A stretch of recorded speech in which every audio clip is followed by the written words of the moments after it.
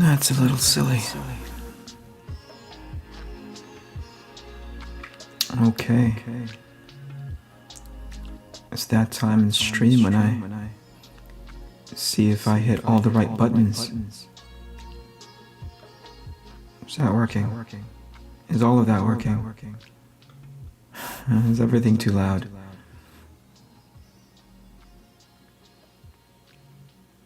There's an echo. Again. That's incredibly disappointing. Echo. How is there an echo right now? How is that possible? Why there's an echo? Okay.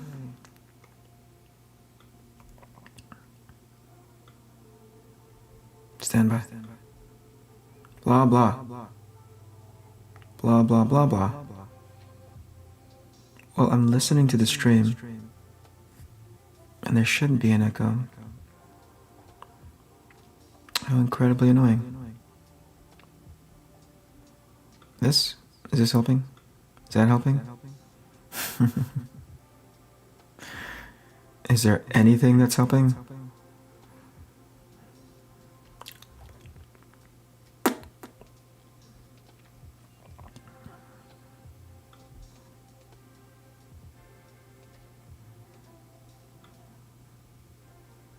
Oh, I know.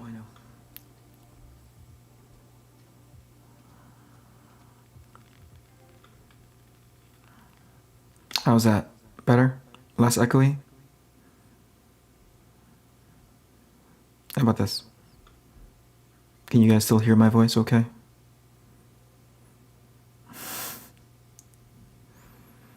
Is any of the music coming through at all?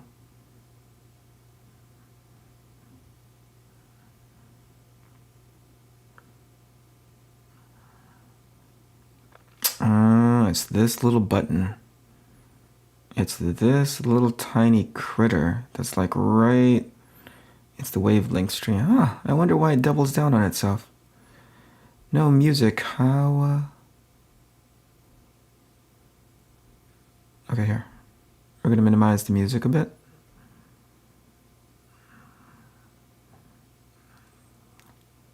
I wonder how I can make that go away.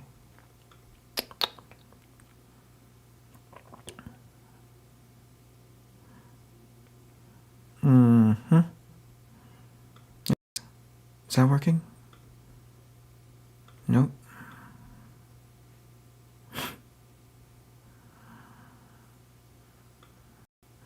We're gonna get this audio right, folks. I promise.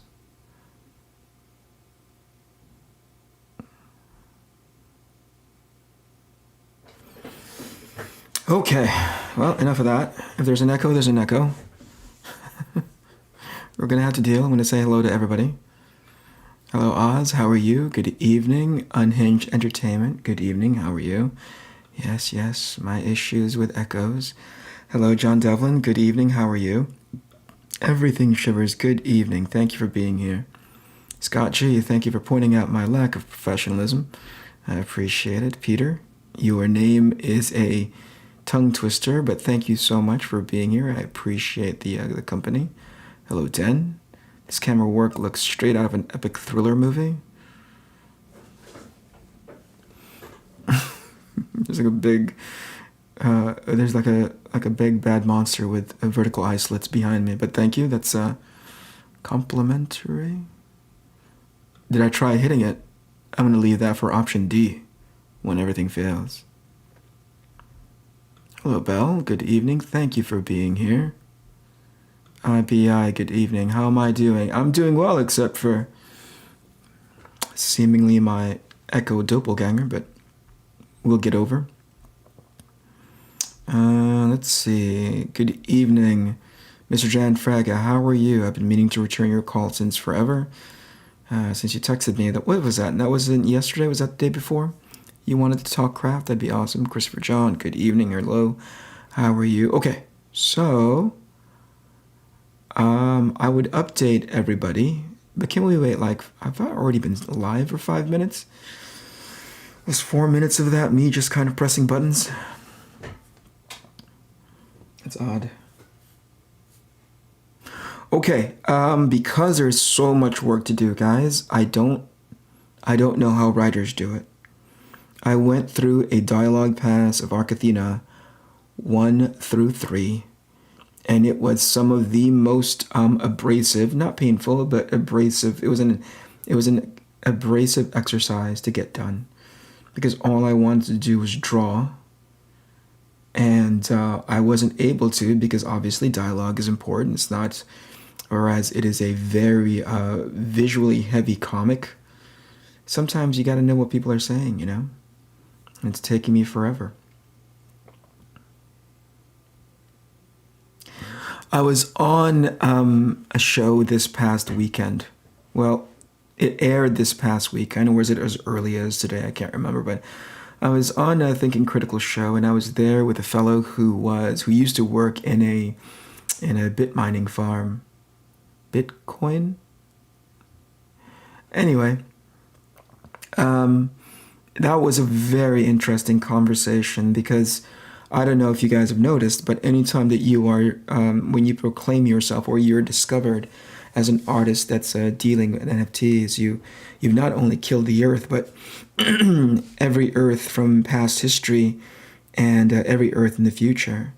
So it was interesting to me not to get caught up in the hype of it all, if you don't mind me saying, or at least in the vitriol of it all, but instead try to discover for myself with my own eyeballs what it truly means. So here's what we have a tendency of doing.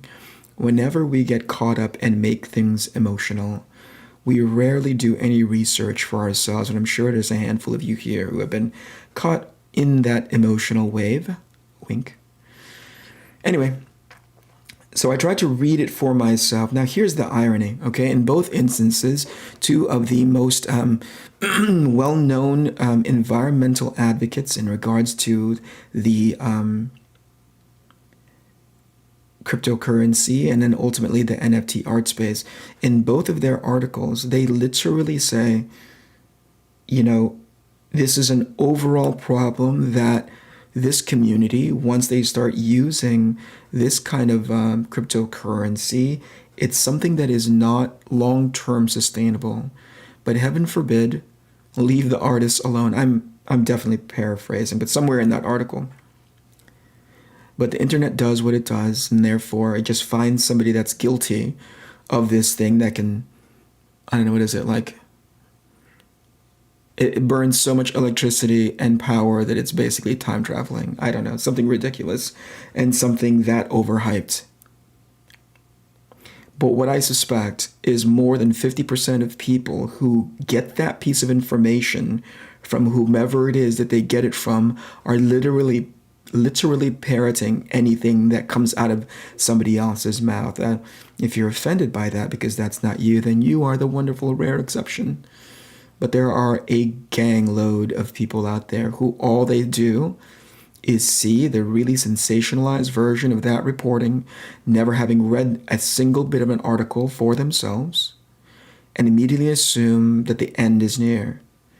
And what I encourage, rather than sitting there with your mouth open, although that's seemingly very, very appropriate because it is Twitter, and Twitter is like, icon is a bird. So it's genuinely appropriate that everyone is sitting there like baby birds with their mouths open, waiting for somebody to shove things in it so that they can in turn can regurgitate it to the next bird next to them. I encourage everybody to please unflex that immediate knee-jerk muscle that makes you react so poorly and, in my opinion, poorly in characteristic and in action to take down a fellow artist just because you heard somebody is burning down a small Guatemalan rainforest. Rather than accept it, take it as conjecture and do some research for yourself. The other one that I saw that was pretty hilarious, and this one is, there's a lot of data out there, obviously, in regards to the natural resources that are sacrificed in order for you to mint one NFT. Some of it is projected. Some of it is actual. So take that with a grain of salt. But there's this one in specific, and I've seen it been retweeted around over and over again. And I think the reason for this is because it has a genuine agenda, or it fits a person's genuine agenda of wanting to hate on anybody that's NFT related. It was ludicrously titled, and it's amazingly clickbaity because that's our society now. It was amazingly titled, NFTs are a pyramid scheme and it's going to end soon. And oh my gosh, how many times did I see that ending? Now, me personally, I don't know enough about NFTs, and I certainly don't have a clear enough crystal ball to see where the future is going, but I certainly have enough freedom of mind and critical thinking to go and dig into that article and read for myself, to which I did. And I would suspect that you have to swipe up 3 or 4 times to get to the point of this article. And what I was searching for, especially if you're going to open up a thesis that says NFTs are a pyramid scheme, I want you to explain to me how it's a pyramid scheme, if you have an understanding of what a pyramid scheme is, and then ultimately trying to connect the dots onto how it breaks down to who benefits from whom in regards to that definition of a pyramid scheme. And I read this thing as much as I possibly could. I think I might have read it 3 times. Now, there was a lot of things in there that they were very being very deliberate about the context. I would say negatively so, naturally. The tenor and tone of the article was, hey, anti-NFT. So there's really not any sort of unbiased reporting behind it. But the more I read into it, the more I realized this author doesn't know what a pyramid scheme is. To which I had to laugh because I might have seen that stupid thing retweeted a dozen times at most, and that's only in the peripheral whenever I'd see it pop up. And I don't understand why people don't have a tendency to read the thing that they are accidentally endorsing by retweeting it. I don't understand. Oh, and the other thing is, I encourage you to really vet the source of your news. This one in particular, this particular article, was written by the author of which was a photographer. Now, that doesn't prevent them from knowing or acquiring the knowledge in order to speak clearly, informatively, and in a way with a level of education in regards to whatever it is that they're into. But I would certainly hope that you would take a concept that is pyramid scheme from somebody who has something experience, or somebody who has any sort of experience in that space. This individual did not. Or at least they didn't seem to exhibit any idea of what it truly means. It's actually closer to a Ponzi scheme. But you'd have to prove a whole lot of different things in order for it to stand up as a Ponzi scheme. Do I have to explain what a pyramid scheme is to you guys? Do you guys know? Show of hands in chat. Anybody know what a pyramid scheme is? And how an NFT... Oh, by the way, in that conversation this past weekend with Wes and Thinking Critical and the guest, myself, I asked, based on their experience, and this is somebody who's actually dealt with it, based on their experience, are NFTs pyramid schemes? And he said, well, no, not inherently. I mean, they can be, but nothing dictates that right off the bat, just the creation of them immediately makes it into a pyramid scheme. And so, okay, so you can leverage it to be one. It's like, yeah, but I don't know how you could do it elegantly in such a way that it makes sense in a traditional definition of a pyramid scheme. And that's when it dawned on me. I didn't bother addressing it during that conversation, because what would that ultimately lead to, right? I realized that we are in a generation of redefinition, where we are just procuring words to help stand up a narrative that doesn't necessarily fit the definition of the thing that we're trying to accuse it of. So I could just as easily say, NFTs are Godzilla. NFTs are Godzilla. Because who cares? Right? If we're just using words. Point being, please vet the thing that you're reading. Really try to understand it. And then if you still have an opinion about it, happy to talk to you about it, because at least in a way, you're helping to educate me of what it is. But if I know more than you, and I'm a dummy, that's got to say something about your argument. Oh my God. Okay, let me go say hi to everybody else by scrolling up. What did I miss? I already said hello to Mr. Dan Fraga. Hello, sir.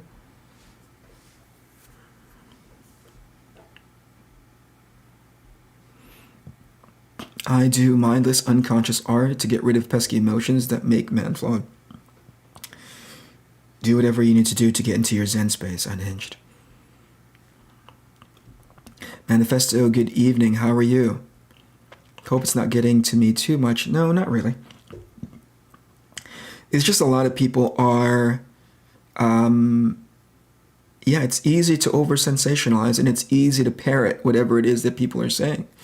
It's really, really easy because it takes no effort. You know what I mean? I think that's what a good portion of our society is caught up in now. It's just the low effort, high horse morality that gets really old super fast because under any sort of scrutiny, it falls apart, you know? It's really disappointing in some people. Bancroft has birdies everywhere. Has he?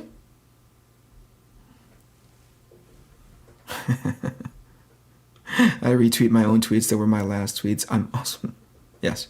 Well done. Well done. Mr. Rob Replicator himself. Hello. SDA. Hello. How are you? Mr. Eddie Winkler. Good evening. Thank you for being here. NTM Comics, good evening. Can Eddie please remind me what a good stream is? I think I've forgotten after Bancroft show. I was in there all of 5 minutes and he was doing great. There was... Let me recount the quality stream that is Michael Bancroft just previously. Did it not have... Was he not scrolling through Twitter showing caricatures of himself and Rob playing Godzilla and King Kong games with each other? Did I miss that? I think that was it, right? If I can encapsulate that entire time that Bancroft was streaming, was it not that? That's a fun stream. That really, really is a fun stream. Finally caught a Kinetic stream. Nice. Vulgar Anatomy, thank you for being here. Thank you for catching my stream. Really appreciate it. World of Halloween, that's a fun world of... That is a lip workout, man. Thank you for being here. HK Stash, hello, good evening. Did I say hello to you already, Replicant? Hello, thank you for being here. The last thing I need is an agenda, unless I'm a secret agent. I'll take all the agendas I can get. Miguel Ramirez, hello, how are you? Greetings from the United States of America, Argentina. Eric Housel, good evening, how are you? Ryan Cardinal, good evening, how are you? The Janitor, not a janitor. Good evening, Eric. I got your 2018 sketchbooks the other day, and they are awesome. Thank you so much for your support. I really appreciate that.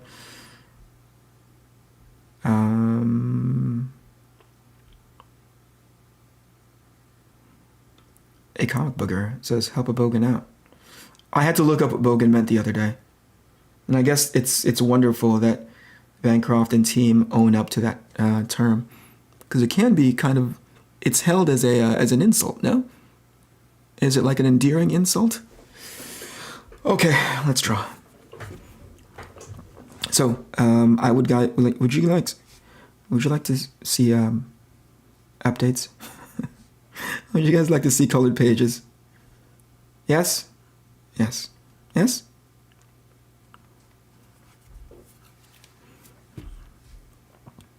Hello, Jim Cox. How are you? Everything we say is insulting. No, you guys are incredibly loving. Okay, let's see some colors. I think some of you who was, oh gosh, forgive me. It slipped my mind whose stream I was on all of maybe 3 days ago, I was incredibly exhausted. Wait, don't tell me. Don't tell me. I will look it up. I'm not even going to look up a chat. It would be disrespectful if I can't remember what their name is. So I'm going to take the effort to do it myself. There you go.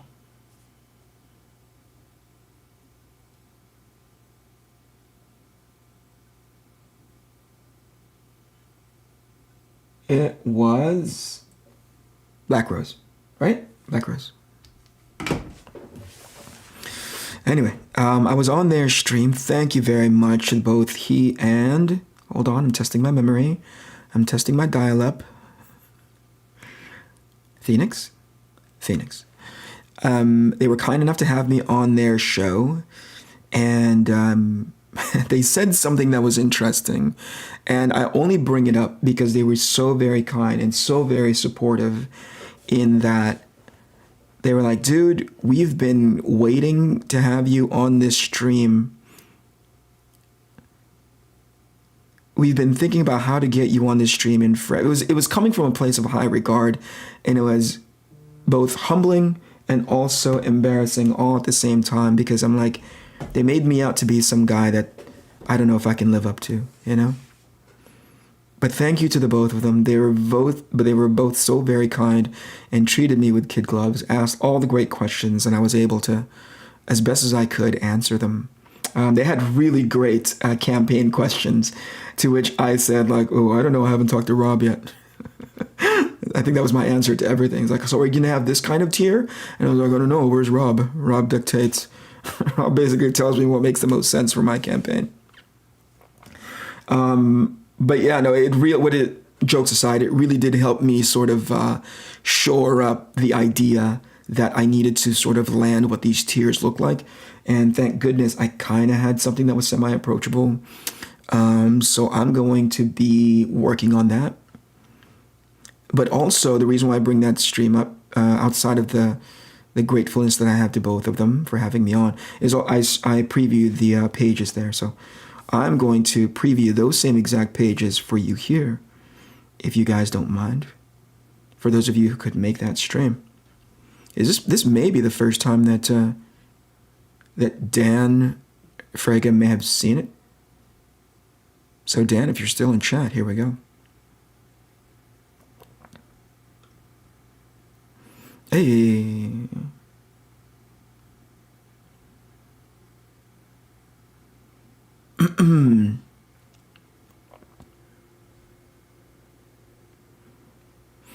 Now I don't know why I can't shrink, like, what do you call it?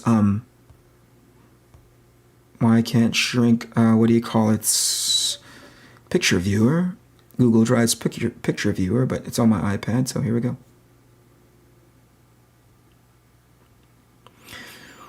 I want to tell you that this book wouldn't look as good if it wasn't for Jules doing all the heavy lifting. Okay, so here's what an amazing partner, contributor, and creative force Jules is. There's never a time when he's not willing to try something with the color, right? And I've said this joke, he said this to me before. He's like, hey, Eric, I've learned so much with the most recent set of pages. I kind of want to go back to the first set of pages that I did. And I said, don't talk crazy. We have 200 of these fucking things. We need to get through them, you know? Oh, excuse me. Some of you might have kids listening. 200 of these effing things. We need to get through them really quick. But it is through that diligence, it is through that enthusiasm. I'm so very glad that he's on my team. Better by the devil's side than in his path, as they say. And that's Jules. Jules is like a coloring demon.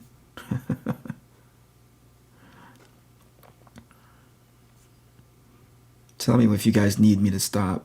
And I know it's cropping it in the worst way possible, but these are so fun to look through. So much fun to look through. I genuinely get a cavity with how much delicious saturation Jules puts everything through. How amazing. Team jump. That wave pattern that's happening on stream is playing eyeball tricks on me because it's making it look like the image is like slightly moving.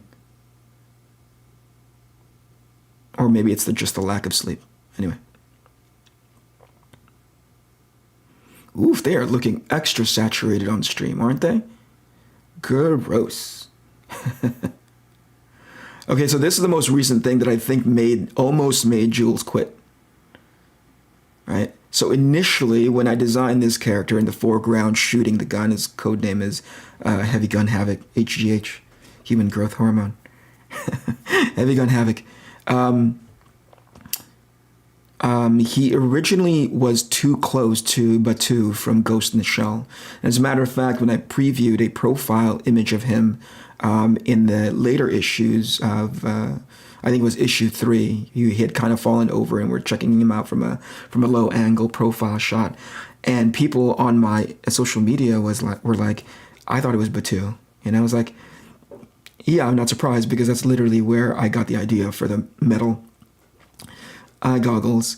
But the other thing that really helped it look that so Batu-ish and Ghost in the Shell-ish was a flat top sort of, crew cut hair.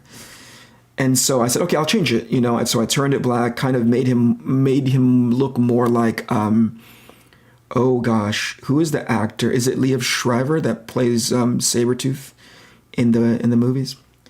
So I kind of made him look more like Liev Schreiber with like the facial hair, like with the sideburns that go up to his cheeks. And then Jules started coloring it with darker hair, and it looked so damn ugly. It looked awful.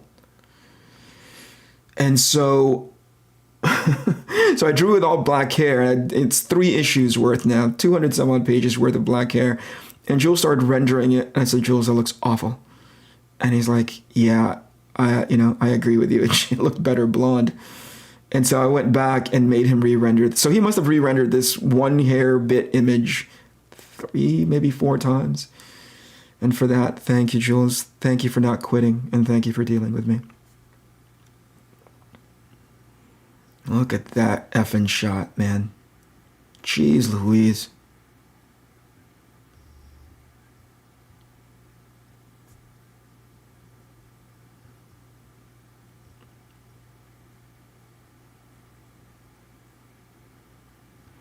Oof.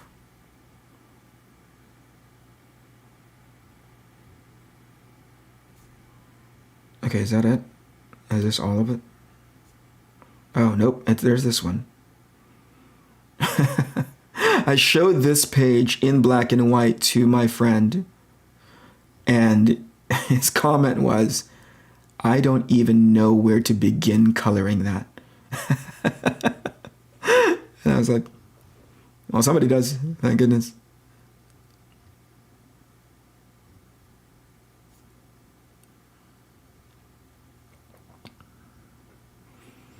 I think if there is like I'm imagining Jules at his computer and he's literally blocked out one side of the color picker or the one side of the color box, the color slider.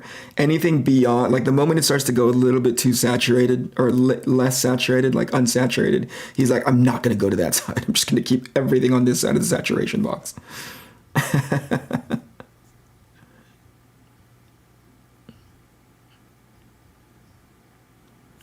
Hey, there we go. Okay, now I'm going to get to work.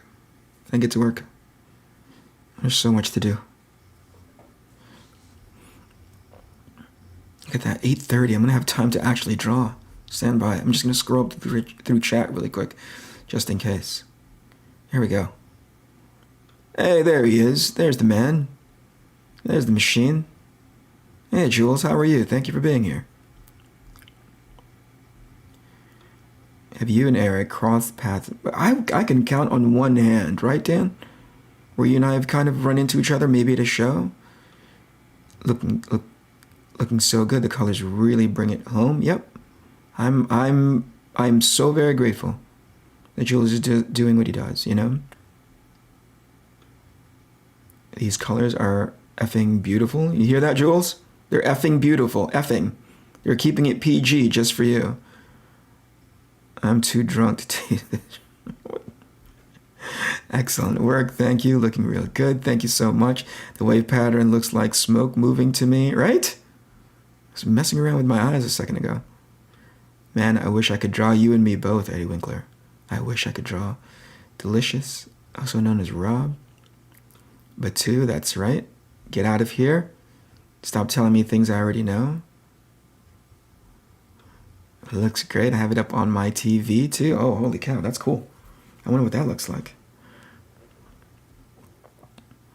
Eric, did you try the white hair? Yeah, because he doesn't look like Cable enough, Rob. Let me put let me put white hair on him and be absolutely deliberate about the fact that he's inspired by that character. Yeah, the black definitely did not look good. Definitely. Snuggy, how are you? Good evening. Thank you for being here. I don't know if I said hello to you earlier. Did I say hey already, Matt? Feel bad if I didn't. Hello? Lord Crackhead, hello? Did I not say hi? I don't remember saying hello, but just in case I didn't, hello? Let me cover that base. Those are some lovely colors. The pages look great. Thank you so much, Belle. Appreciate that. Colors are amazing. And you know it's amazing because he spells colors with a U. Colors. Colors. Where's the jewel rate in comparison to your other colors that you've worked with? I mean, they're right up there. Truth be told, each colorist that I've had the opportunity who were like, I'm a real asshole when it comes to working with colorists. So those of who are tolerant enough of my BS, they've all done such stellar work and they all fit the project that I'm in. So, you know, when I was doing mainstream work and oh gosh, is it Carrie? Carrie Strand colored me on Cybernair. She did amazing work on me. Whoever it is that colored that really super notorious Spider-Man issue that I did for Marvel way back in the day, they did phenomenal work. Giovanna Nero, who just recently did colors for Chrononauts 2.0, she did phenomenal work. And the thing is, like, I was thinking maybe I can just roll over my relationship with Giovanna onto ARC Athena because we had such a great color chemistry there. But her color approach is different. It would have serviced the story really well, but because I'm trying to capture a very specific look and feel, I needed to have a little bit more, you know, like that little bit more pop. And it's not as if she couldn't have gotten there. It's just that when I met Jules and he tried, you know, when he did his sample pages, I was like, that's the guy. I get it. You want it back now? Well, what you can do is please go to my website under ericcanetti.com. If you wait a few seconds, a pop-up will come up. It'll pop up. And then you can sign up for the newsletter there in which your name will be included into the monthly drawing, which you will have the opportunity to win a 3D printout of the main character or the leader for ARC Athena, a character by the name of Divana Lux. And then you will get that 3D file to, to play at your leisure. So please, sign up now if you can. Awesome pages. Thank you, Replicant. I really, really appreciate that. You can actually taste the colors. Yeah, it's very bag full of gummy bears, isn't it? Mr. Jeff Guy. Jeff was one of the first guys way, way, way back in high school who had the same sort of like tastes with me in comic books. He and I would often ditch 5th and 6th period in high school just to go to the local comic book store that was all of maybe 2 or 3 blocks away from our high school, and we just read and we would just read and hang out and read comics. So it's so nice to see Jeff here.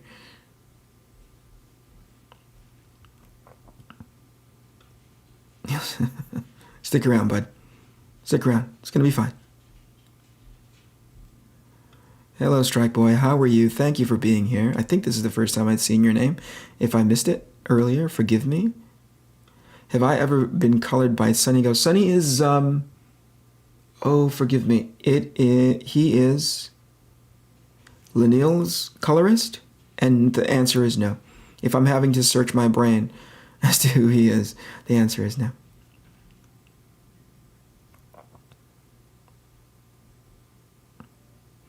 I accidentally closed this. I didn't mean that. I'm back. Hello. Well, welcome back. Sorry that you closed it. Better that you're back. I'm new to the channel. Where/when can you purchase the book? Great question. The book isn't going to be available yet, and this will allow me to pitch to you. And for those who have heard this already, please bear with me and allow you to pitch to you the potential and the future of this campaign, which is I'm not going to launch the campaign until all the issues are done. The book itself is 5 issues. It's a limited series. Each book is no shorter than 48 pages each. So that's basically, 200 plus pages by all is said and done, probably closer to 240, maybe even 250, depending, in total. So I won't launch it until all 250 pages are done. 200 pages are done. Of the 5 books, I just finished issue 3. Last 2 weeks, 2.5 weeks, I've been going back and doing a dialogue pass to which I will be giving over to the editor of the book, a very kind, very smart, very helpful gentleman by the name of Joe Fulton. Joe's going to come in and help me polish it up even more so, or at least, help me get out of my own way, so to speak, in regards to writing dialogue. And the idea is that I want to bridge that delta. I want to make that delta, the time spent from the end of campaign to books to you. And that's the reason why I'm doing it this way, in which I do all the pages first and have the books already ready to go out into your hands just as soon as the campaign is over. It's in the mail, and hopefully in no more than 6 weeks, it'll be in your mailbox. Cool. Signed up. I only recently learned about ARC Athena, but I'm loving what I'm seeing so far, and the fact that you're drawing it all before launch is impressive. Thank you so much. It's a task for sure, but I think it's a worthwhile investment in order to gain your trust as potential customers and supporters of my work. I never want to make you wait too long, and that's not throwing shade at all the other campaigns that are a bit delayed because for one reason or another. But I think in order to make any sort of headway in this space, because I'm not that big of a name, I have to find a way to garner your trust and the hype behind that first. So I figured the best way to do it is to announce that, hey, all the books are done. I just need your help to getting it out the door and into your hands. So thank you so much. I appreciate that. I've been with you for a long time, my friend, Eric, since Twitch days. Glad to be back with your amazing artwork. Hey, thank you so much. That long-time support. Very, very much appreciated. Thank you. Joe is a great choice. He's brilliant. Brilliant. He keeps me on check. As a matter of fact, we only had all of maybe we had one conversation, but it was a pretty extended one. I'd say it rolled over into the 2-hour mark. Phenomenal Conversation. Great guy. Had great questions to ask me, and sometimes the best answer that I had was I don't know, and he was okay with that, because at the very least he helped me identify a couple of holes in regards to character motivations and what have you, and it was an amazing 2.5-hour conversation. I'm glad to have Joe, shoring up that front, doing all the heavy lifting on that end in order to really make the project sing. So thanks to Joe for taking me on as a client. I love seeing creators put in that extra hustle, Eric. That's awesome. Thank you so much. Thank you. I really appreciate that. Billy Bowman, not that big of a name. I try not to get hung up on what that name entails. I really just want to do my very best under the assumption that unless I don't hustle and really sort of like light a fire under my own butt, and that's the reason why I'm giving myself the deadline for being done with the black and white portion of the book, ready to launch campaign number 1 by end of August, beginning of September of this year. By the way, again, if you hadn't already signed up for the newsletter, please do so. EricKennedy.com. If you wait a few seconds, a pop-up will come up, or you can go to the upper right-hand corner, and it says sign up for the newsletter, and you can get it that way. The plan, the current plan right now is to have everything ready and having the campaign launch by week 1, week 2 of September of 2021. So I hope you'll be there to back me. I'll be announcing what those tiers will be way ahead of time, so you can start wrapping your mind around what option would be the most ideal for you. I do know that there is going to be an original art tier. Now, here's the thing. There are no original pieces of art for ARC ATHENA in regards to pages because I'm doing everything digitally. However, I will be generating pieces of art exclusively for those campaigns, probably at the higher end tiers, if there's a slider, all the way to the right. So that as far as that support tier is concerned, it's probably going to be one of the pricier ones. But considering I have not generated art for this book, at least traditional art that I can that's purchasable, I would hope that would be satisfactory to people instead of actual pages themselves. Eric Kennedy's not that big of a name. Sheesh, yeah, right? Told you. Every day is a wait. I want ARC ATHENA now. Oz, thank you so much. Thank you for sticking around with me. I know that's one of the main reasons why I was encouraged to do a YouTube channel, is to build enough awareness and build enough of a runway so that I can have, so that there's awareness for my book. I would have hated to wait until the last second, launched it, and you guys, first of all, don't know me as a creator. Don't know what my motivations are in regards to putting out a mini series, because I think this is one of the few that are out there right now in regards to the crowdfunding space that will happen conceptually if we plan it well. Should be coming out back to back to back to back, and fingers crossed that there won't be that much backer fatigue.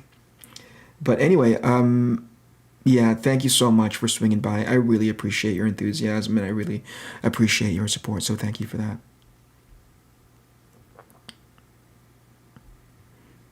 Original art for the win. Exciting news. Yeah, I think there's going to be about 5 or 6 per campaign, and probably it's going to be like, so you see what I have now in pencil, right? So what I'm probably going to end up doing is printing out something like this onto 9.25 by 14. So not as big as a traditional 11 by 17 comic art page, but certainly it's going to be this cover. This, like, I think this is alt cover B, alt cover A. I can't remember, but I'm probably going to have this ready as the original art tier. So, will this book get political? Political. Well, if I have to think about it, probably not. It's a bunch of dudes like punching each other. Oh, that's right. You weren't exactly sure what the story is about. Okay, so the premise of the book is that there are global threats that are happening on our Earth. Oftentimes, we are distracted by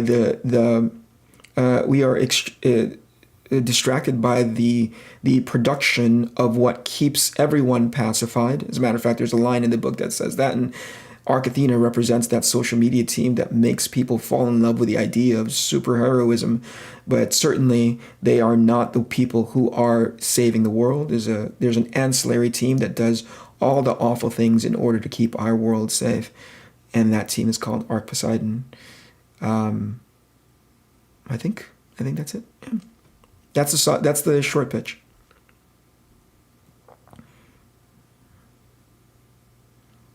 By the way, if you guys have any questions in regards to the story, and we'd spoken about this before, if you don't mind spoilers, ask away.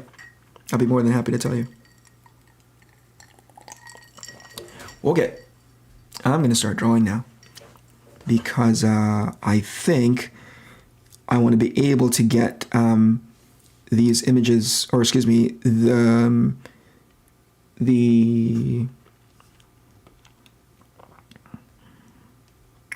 what would you call it? Not the working script, but the dialogue script over to Joe so he can start doing his magic. That's a great question, though. Like, will it get political? Huh. I don't think so. Do people actively make their campaigns political? Why?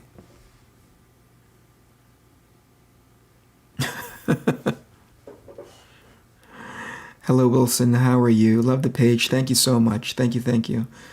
Eric's winning me over more and more. Question, will this book be political? Answer, I don't think so. It's dudes punching each other.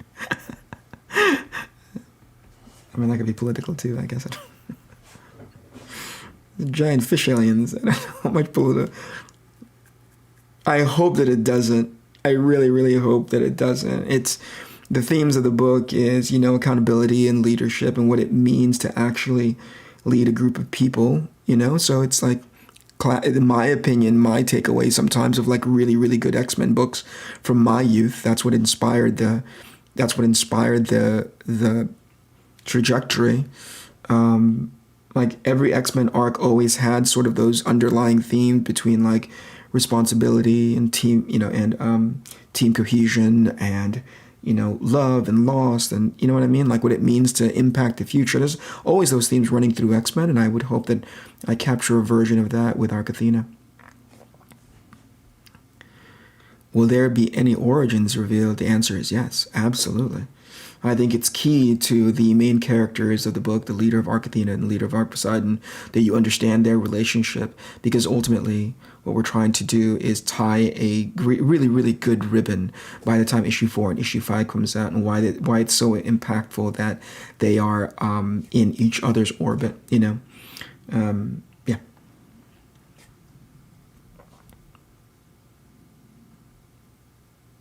Okay, I'm going to draw this spaceship now, because holy crap, I'm taking forever. Do you mind? I mean, I'm gonna try to get as much work done this time around, because I can't remember last time. I had an amazing guest in Michael Oeming. I'm struggling with his name, Michael Oeming, but I felt like I got zero work done, and watching Mike work was phenomenal because he was just zipping through pages. It was incredibly humbling to watch a guy who can have an ongoing conversation, but also get us like you know, a serialized. I can't remember how many panels he did. He must have done like 4 or 5. If it's sick, I'm gonna get, or if it's 6, I'm gonna be sick. He's really, really good. He's really good. Horchata KO, your name alone. You're welcome here anytime with that name. Miss you on Twitch. Thanks, man. Thanks for following me over. I appreciate that. Okay. I promise, before end of stream, I will have this alien spaceship drawn. I just jinxed it, didn't I?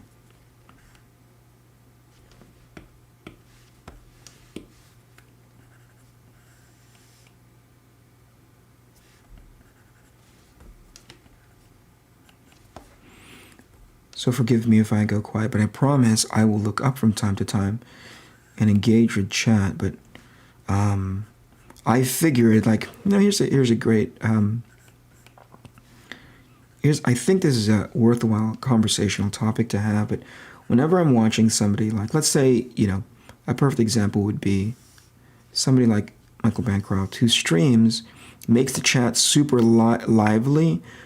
But I'm always, and this is a lot of me projecting onto anybody who streams and puts on an amazing show. I'm jealous of all of them, only because I get so nervous about falling behind schedule.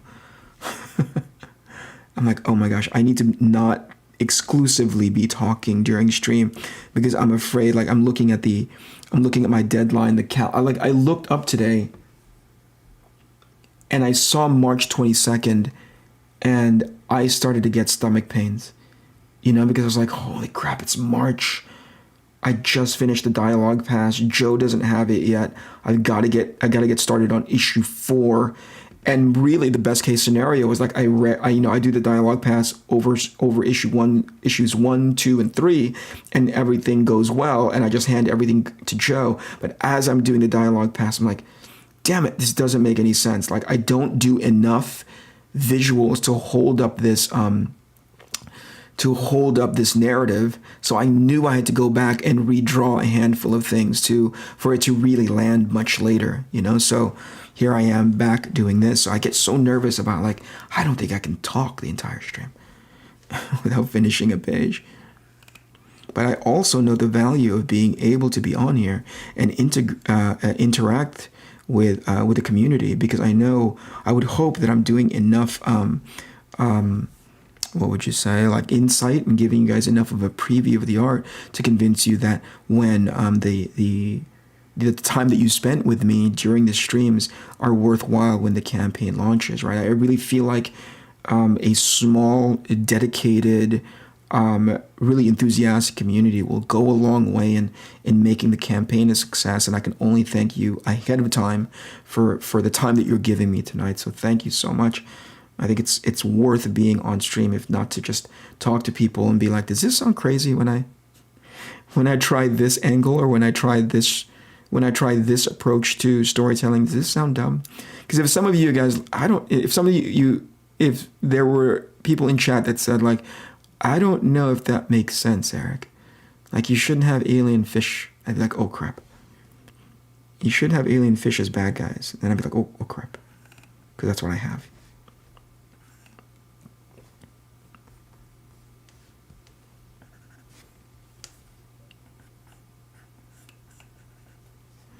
But if you don't mind, in order to not, what do you call it, trigger my anxiety, I'm gonna draw.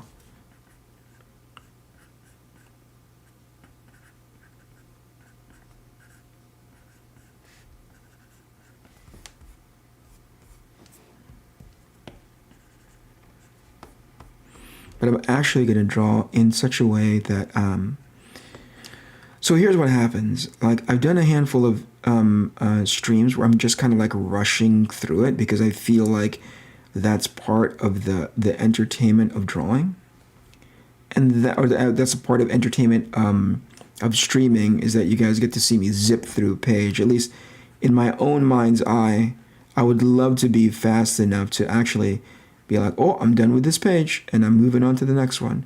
But unfortunately, especially with like awkward shapes like this, you know, where it's like, oh, it's an alien ship. It needs to look, it has these weird, what would you call these? These weird bubbles, or these like, what would you, cysts? Yeah, that sounds gross. But anyway, it has these weird shapes that's not immediately, you know, I just can't whip that out like a bicep, or like a, you know, like a traditional superhero pose or whatever. It takes time to build it.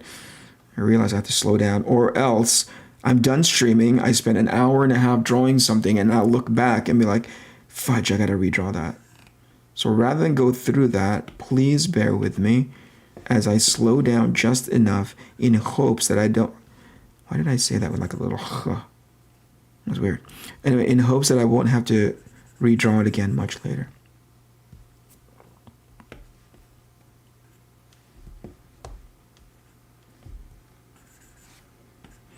I'm going to look up from time to time and answer any questions that you may have, but between now and then, please forgive me. Okay, what am I missing? How are you, page 1? Good evening, thank you for being here. Hello, looking forward to learn watching the master at work. That's too much, I can't live up to that, but thank you, that's very kind of you. I know, right? Time is awful. I'd like to have a time traveling machine. It's okay, Eric. I'm just happy to see your face. Aww. As I burp through that. Pardon me. You should have alien fish as bad guys or an oppressed minority. Right. I remember that. I remember that. Too late.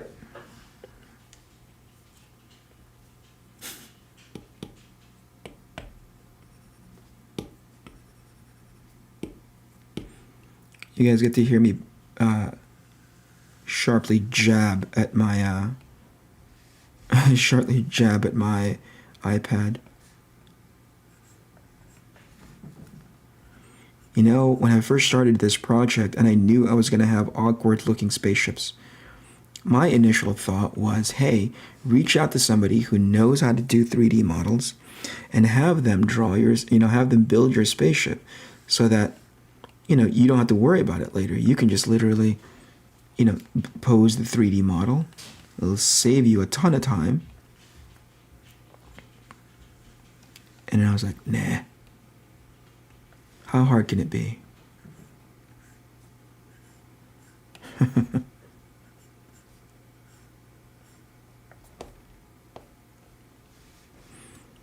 Little did I know, very, very hard.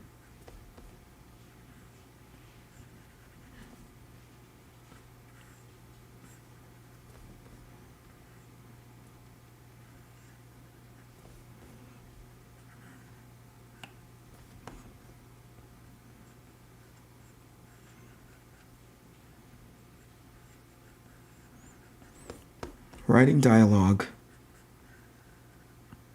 especially in trying to capture a character, has been incredibly challenging, but also it had so many great lessons for me to learn.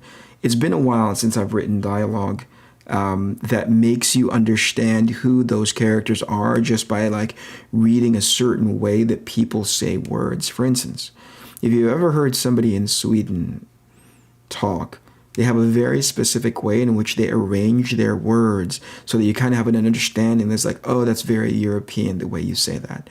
You know what I mean? So not too dissimilar to somebody who's from the United States, but it's in their choice of words. In the bad version is whenever you see somebody like Yosemite Sam say varmint, right? And so it's a really, really quick, often in that case, very, very cheap way of saying or identifying to your reader. It was like, oh, that guy is of a certain region in the country. You know what I mean? There's a character, the main character for ARC Poseidon. Excuse me, not the main, but the lead for ARC Poseidon is called the Gristle. And every time I wrote dialogue for the Gristle, I always thought Rooster Cogburn, Jeff. I almost said Jeff Fahey. Jeff Bridges. Is it Jeff Bridges? Yeah. Jeff Bridges' performance in True Grit. Whenever I'm writing Gristle, I hear Rooster Cogburn as portrayed by Jeff Bridges on True Grit. So that made it really easy for me to be like, oh, I could probably refer to this movie, which I did the first couple of days that I was writing, Gristle. I would put on True Grit and just listen to the cadence and the what do you call it? The way he spoke. Here's a key that I thought was pretty dang interesting. Unless they're doing a Westernism like ain't. What else? I think it was a conscious decision on the Coen brothers' part to not have them conjugate words, right? I don't think that Rooster Cogburn ever said, I won't do that. He will say, I will not do that, right? Which is a great speech pattern, but also, oh my gosh, if Eric Weathers was in chat, the letterer for this miniseries, but like Eric's gonna kill me. Like, because I don't conjugate, it just takes up so much word, it just takes up so much panel space, which was interesting. Andrew Taz, how are you? What's up, guys? Eric, I just got here. Could you start over? Absolutely. Just for you. And always.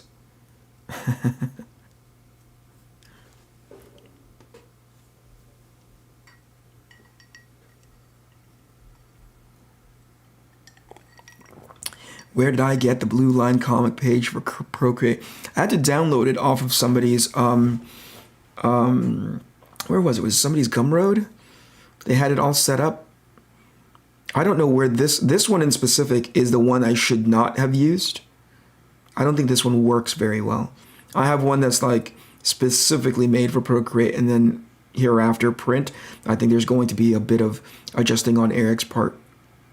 Again, the letter in the formatting part, so that this all makes sense and have it be ready for a pre-press. Because I don't think this one's the most effective one. There's this one. Where'd it go? Where did it go? What the heck? Where did those pages go? Oh, here it is. I think this one is the more accurate setup. But I'd already erased all the indicia that shows who made this template.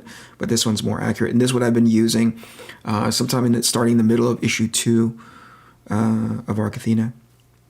Anyway, distraction. Finish the spaceship.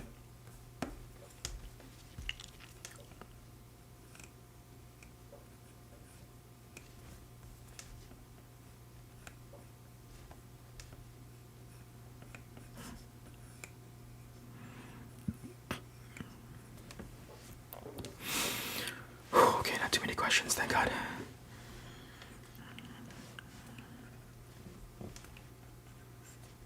Is it? And I don't know. There's a carryover from my my Twitch streaming days.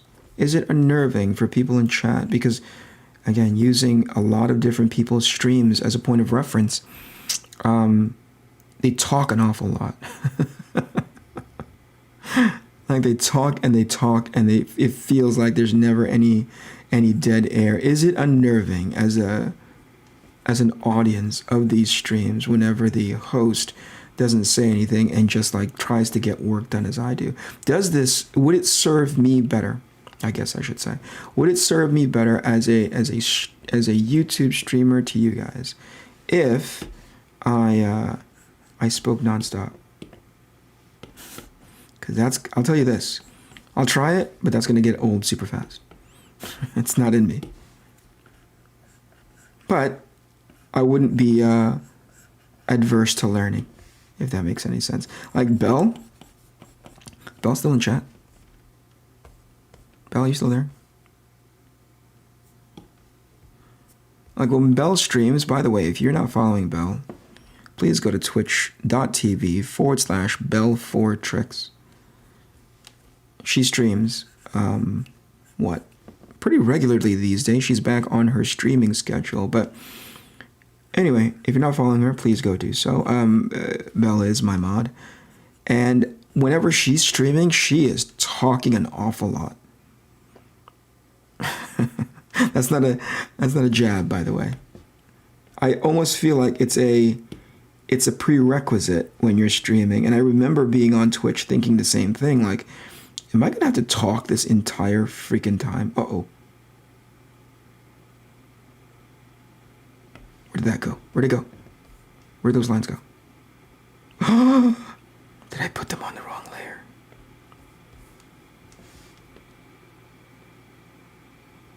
Whoa. Whoa.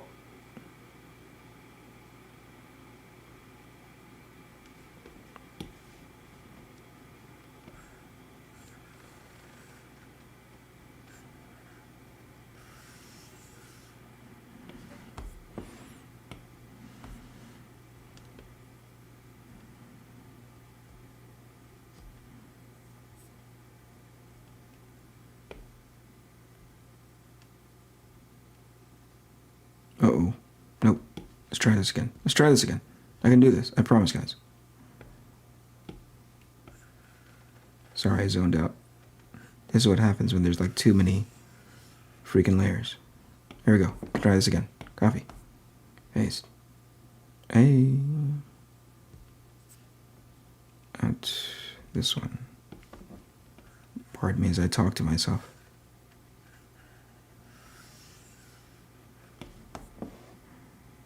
Good.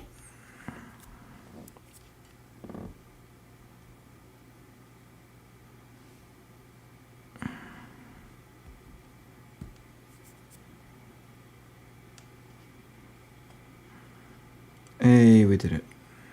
Yeesh. That almost got scary. Okay, where was I?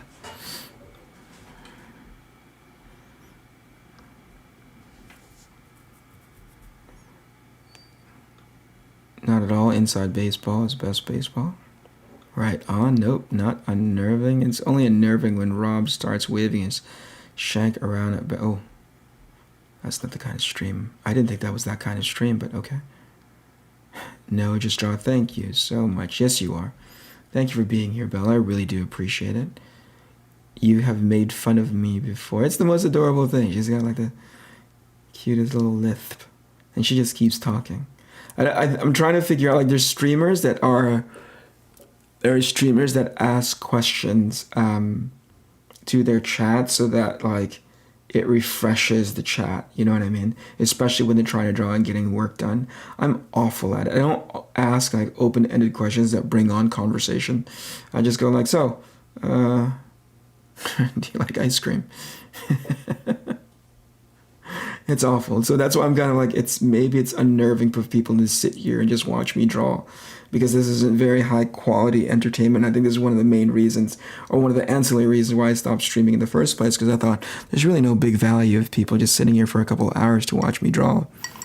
And I'm doing that now, but obviously keeping myself open enough for conversation to everyone here. So please ask away. And if I go quiet, because I'm trying to concentrate on whatever this stupid looking spaceship is. Be on the right layer. Okay.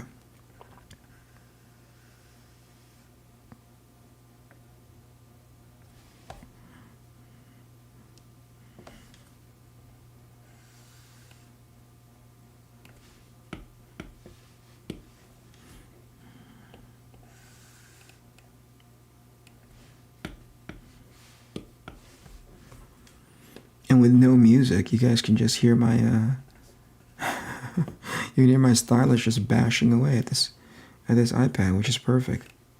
Is there really no music? So I can hear it just fine in my earplugs. Or in my headphones. I've really got to fix this.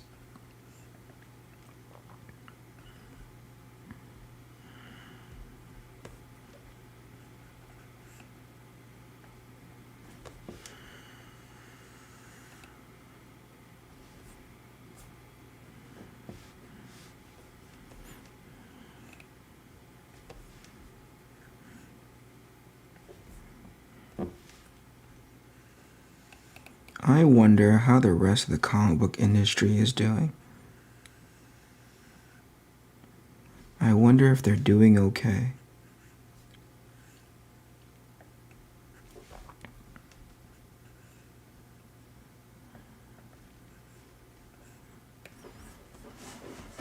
I have a handful of friends who are deeply entrenched in that ecosystem, and I would hate for them to feel the pains of an industry that wasn't looking out for them.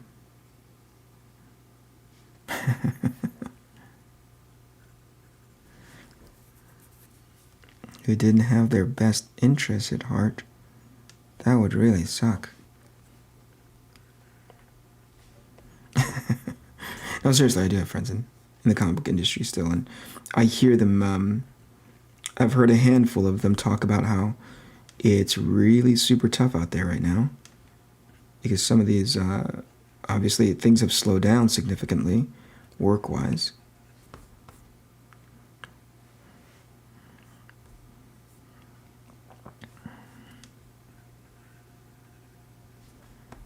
And I just saw the new, and I won't go into it too much, but I just saw the new Marvel work for hire agreement. They're really trying to they're really trying not to have any of these artists deal with like NFT stuff, man. I'll tell you that, without going into it too much.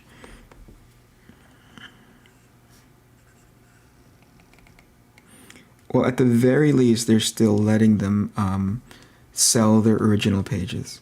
At the very least.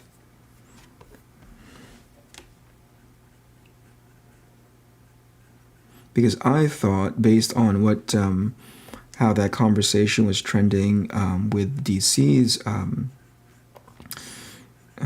in so many words, they're like cease and desist, right? It was interesting to think of a world in which they will, how do you say it? Like, prevent the artist from making any ancillary income off of original art sales, because the way they worded that letter, super elegant, by the way. I'm not at all being sarcastic, how elegantly worded that letter was. It hinted at the idea that they own any and all of the original pieces of art, and it should not be distributed, or excuse me, it should not be made for sale in whatever capacity, that they own it and it's theirs. And I think it was them overreacting to NFTs. Because they have to, right? They have to protect their IP. They have to protect their copyright and trademark. So I don't begrudge them for it. But just the way, whoever it is that wrote that letter, boy, oh boy, you need to run that up the legal flagpole a couple more times.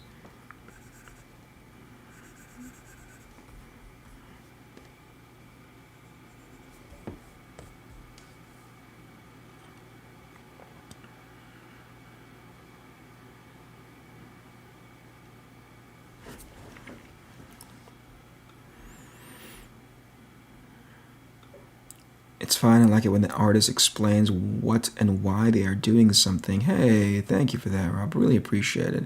You didn't talk this much on Periscope. Yeah, I was there. Holy cow. Please don't bring that stuff up. I'm experiencing PTSD. You do a great job streaming and people love seeing your process. Thanks, pal. I appreciate that.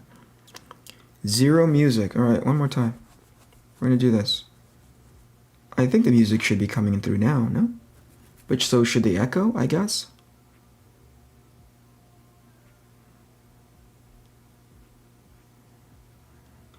More like cease and go.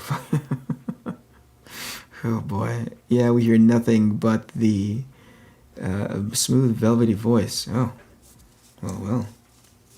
Less and less reasons to work for a big studio. I think if that's your dream, if that's your... I don't know, if that's something that you grew up with and that's definitely something that you wanted as far as a professional notch on your belt, I don't think anyone should begrudge you for wanting that and having accomplished it and crossing it off your bucket list. But more and more these days, I'm starting to realize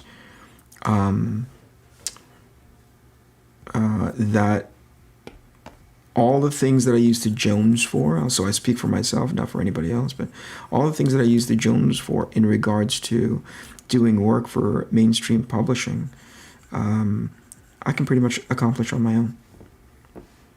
So why go through the long-term headache, the long-term heartache, more importantly, of working for a mainstream publisher? That does not diminish, I want to be clear, that does not diminish people's desire and obviously dream of wanting to do that for themselves. I think I just got through saying it just all of 2 minutes ago, which is like, if that's the thing that you want to do, go for it, man. But for me, it doesn't make much sense.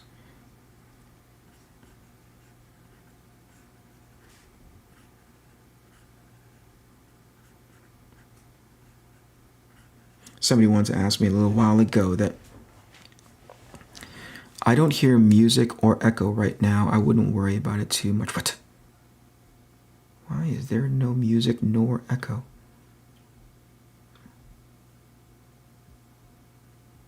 What? Here, take this. How about that? There's definitely music there right now. Oh,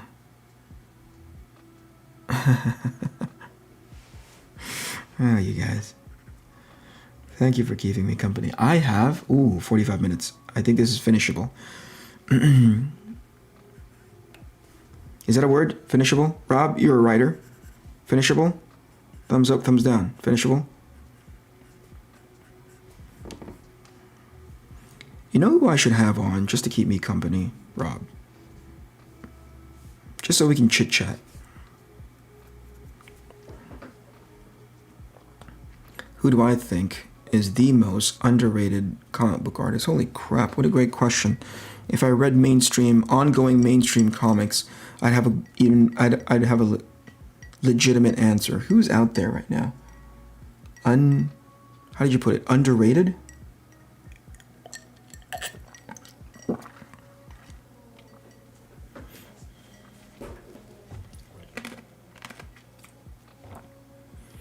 I can't come up with somebody off the top of my head. What books do I have here that I can be like?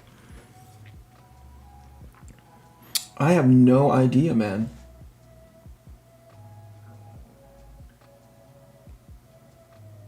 Shoot, I wish I had more comics. I don't buy enough, dude.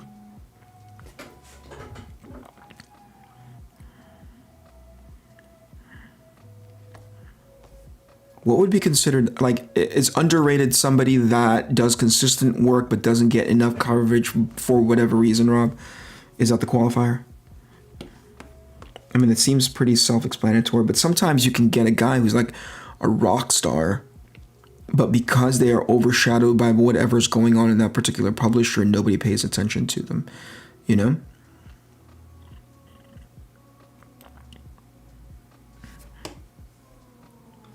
I have an editor.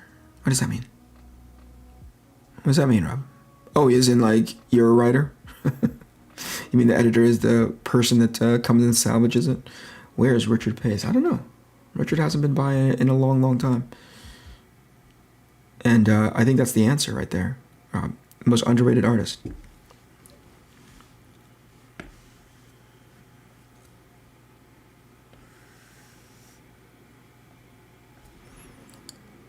One of my bigger fears in streaming in a space like this, especially after I've gotten, who did I explain this to?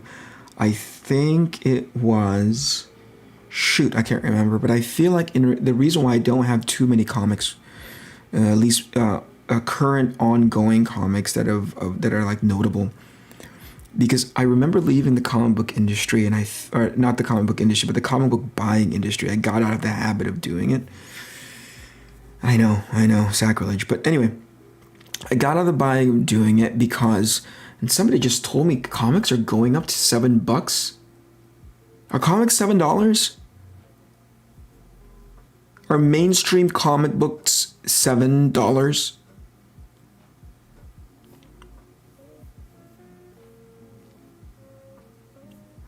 Anyway, the reason why I got out of buying comic books I got out of the habit of buying comic books because, one, I didn't particularly care for the stories that I was reading. And then secondly, no, actually that's it, right? The moment I started getting into this, I started getting into my head that I'm like, oh, I don't like the story anymore. And these characters don't capture me as much as they used to. So here's the thing, like, I know there's the biggest complaint about comics, or one of the bigger complaints about comics is that, oh, we've seen this story before. Only so-and-so did it so much better back then. The counter argument to that, I think historically, has been, well, that story is new to someone, right? Makes a lot of sense if you take into account there's a new audience that's coming in. So, like movies, right? Like, oh yeah, we saw a version of True Grit back when John Wayne played it, right? That's not a new movie. That's literally been done before. But to a new audience, a new refreshing audience, people who are coming into, like, people who like the Coen brothers, people who like, that genre of movie, that's new to them, right? The reason why it doesn't work as well for comics is because I don't know if there's enough of a turnover in comics that would say that you could help, that would help stand up the argument that it's like, well, that's new to someone. I think most of the people who have read those books or read those kinds of stories have been reading them historically, and there haven't been an infusion of new eyeballs, new audience into comics enough to make you go, well, that's new to someone. So that thing that you cribbed from way back in the day better be really exceptional, and that's where mainstream comics gets itself into trouble, is that the only thing that they can do is to continuously make something, and this is again just my opinion, to make something more outlandish, but not have the skill set to land it, right? It gets crazier and crazier and more like sort of like, that doesn't make any sense at all, But then they can never land the ending. They can never land like the third act, so to speak. Now, why did I say that? Because I think that's one of the reasons why I stepped away from comics, because this particular storyline, and if you were to quiz me right now, I couldn't even remember what it was exactly. But it was another big bad monster, and it was another big sort of event that it's going to be the life-changing thing, things are never going to be the same ever again type of storylines, right?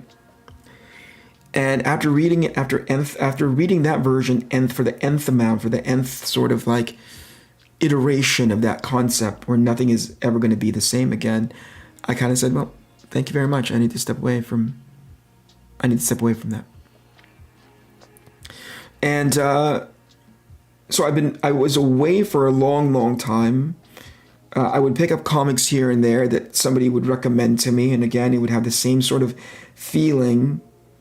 Like I felt like I was plucked off of the planet for 10 years, put back onto the planet after a decade away, and then when I picked up comic books again, I was like, oh, I don't know if the comic book buying public is into these kinds of, I'll use X-Men.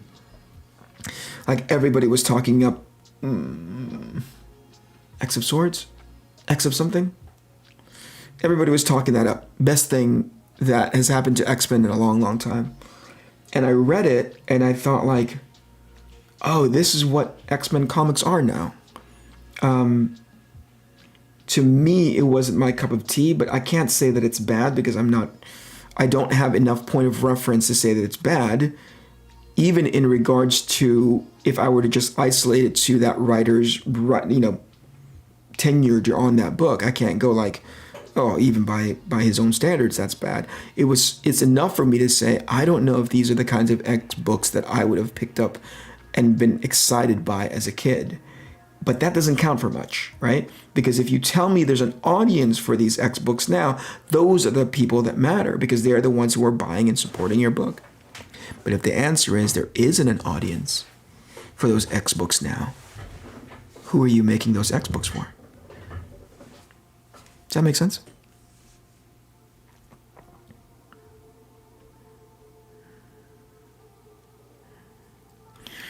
Someone who has crazy talent but doesn't get the play. You know what? That last word, just based on that last word alone, Rob, I'm going to have to disqualify that question because I don't know what that means. I think comic books are going to be $6. Okay. By the way, hi, Crypto Comics, how are you? It's cheaper to make smoke cigs than buy comics if they're going up to $7. Man, oh man, how do you I guess, can I ask you guys, by making comics that price point, have they now just said we are no longer, our main audience now are the people of a certain age group who have that kind of disposable income to warrant buying comics at $6 a pop? Have they basically sort of given up the idea that they're ever going to have, not snap judgment, but what do you call like, you know what I mean? Like those kinds of purchases that you buy because you kind of go like, oh, it's only $2. What's that term for that? Where you just kind of like, oh, it's only $3, whatever. It's an easy buy for me, right? $7? You bonkers.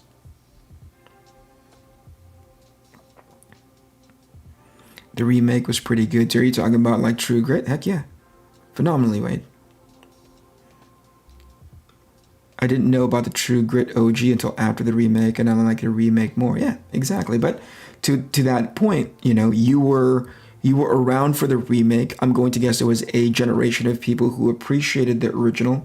So to that end, there's an influx. There's always a churn. There's always like, oh, we're brand new people coming into this thing that is, movies, right? I'm definitely out of mainstream comics collecting. So much wrong with it. Indie comics is the way to go.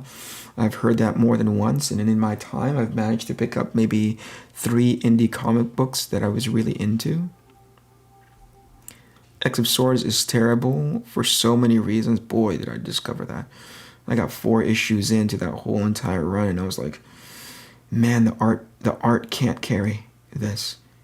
And this book is the high mark, and again, not because that it's bad, because I don't think I'm in a good enough position to say, hey, that writing is bad. It was enough for me to go like, that's not for me, and it's not enough that the art is really good from Larraz to carry me through this entire experience. So I stepped away. Impulse buy. Yes, I don't know if $7 is an impulse buy. Is $7 an impulse buy? Does anybody impulse buy anything for $7? Let me think. What kind of life do you live when you impulse buy $7? And you can't even really impulse buy it because you have to actively go and look for a comic book store. So it's not like you can just walk in there and be like, well, I was looking to come in here to just impulse buy. I wish there was is there a comic book retailer in chat that can give me insight into do people still do impulse buys? And if if $7 is a barrier to entry where impulse buys are no longer possible. Kind of crazy. I very rarely buy new comics. Last one I got was John Dolmayan's new book. Oh, I'm not familiar with that one, dude. Well, if every more they have made past 5 years wasn't to destroy the industry, you could have fooled me. Why would anyone pay that much for comic in today's world? I don't. Do you guys believe that what's being done for the past, what did you say, Andrew? You said 5 years. Do you think it was an active mission to destroy it? Because I kind of have a reaction to that, because it's like, you know what I mean? Like, I don't think people are out there going like, I'm gonna do what I can to destroy this industry. I just think somewhere along the way they lost track of or deprioritized who their audience was. I don't think they're out there to blow anything up. I think they just got...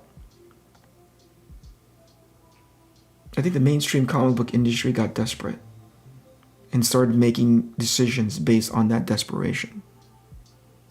And that's really sad to me. They're cutting off their legs at $6. I'm almost down to 2 books a month already. It's almost as much to back my book as it is for 2 books. Indie is almost cheaper. Boy, oh boy. You want to know why some mainstream comic book publishers are coming into the, what do you call it? The crowdfunding space? That's why.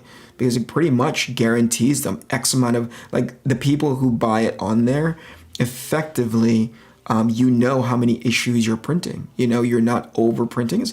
I'm like, I don't really understand the public outcry of wrongdoing when it comes to mainstream publishers going into crowdfunding spaces. Like, because they can do it on their... Are they saying that they can do it on their own? But like, that doesn't make any sense, because the customers will ultimately buy that thing anyway in that crowdfunding space, right? Like, all they've done is eliminate the middleman of distribution and brick and mortar, right? They've just literally said, like, you can buy it directly from us, you know? I don't understand what the outcry is. I'm probably not seeing all the angles, so forgive me. They gave up on impulse buy when they moved comics into specialty stores. Yes, that's true. Comic purchases are now part of the planned trip. Yes, that's a very good point. Jamal, that's a very, very good point. I can't disagree with that. You take the impulse buy off of the table, but let's just say, in a world where there is no war and no cancer and no hunger, if a $7 comic book was sitting in a spinner rack in in a local market, would you impulse buy $6, $7? Would you impulse buy maybe $5? I don't know. I was spoiled by collecting in the 80s, tried to come back to collecting in the early 2000s, and I was like, yeah, I get you. Peter says $7 is not an impulse buy. I'm with you there. I cannot imagine just like, here's my Doritos and here's my Mountain Dew, as if I ate Doritos nor Mountain Dew. But let's say, like, I'm walking out of my local convenience store and be like, whoa, is that? Insert comic book title here. That's awesome. I remember seeing that in the movie. A new movie had come out with that, where the guy snapped his fingers and half the world went away. That is so cool. Let me go see what this is about. $7. He's like sitting there with a $7 comic book and a $1 Arizona iced tea and going like, which one of these should I invest in? This thing that'll quench my thirst, or this thing that I don't even understand what's going on storyline-wise? Essentially, as the title, John Dolmayan is the drummer from System of a Down and owns Torpedo Comics. Oh, brilliant, brilliant. Thank you so much for that information. Jasper, hello, good evening. Thank you for being here. Appreciate that. What's the yes and no to each other, Rob? I think certain people with certain agendas wanted to put their stamp on things at the detriment to comics. You really think so? You really think there is just like, some I always think of who's the bad guy from the Hanna-Barbera races? Is it Dick Dastardly, where he's like, and he's got his pet wheezing dog. I'm gonna destroy comics. I have an agenda. I'm not saying there isn't.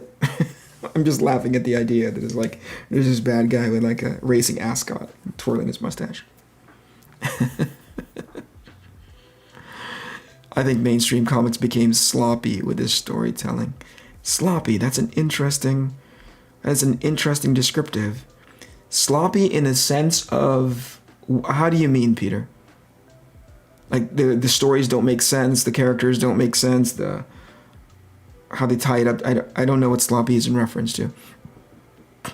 Van Sciver says he said he gets the impression the industry is trying to destroy itself.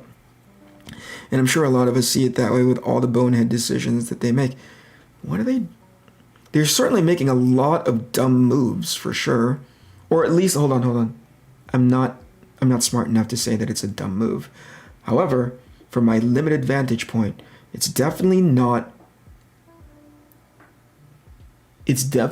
consumer and customer friendly. Right?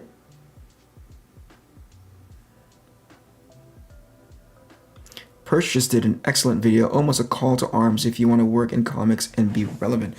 I love watching Perch's videos. I'll have to catch up with that tomorrow morning. He is my he goes well with my morning coffee, so to speak. Mainly incompetence and greed, with a few out to burn it to the ground. Really? Jeez, that sounds...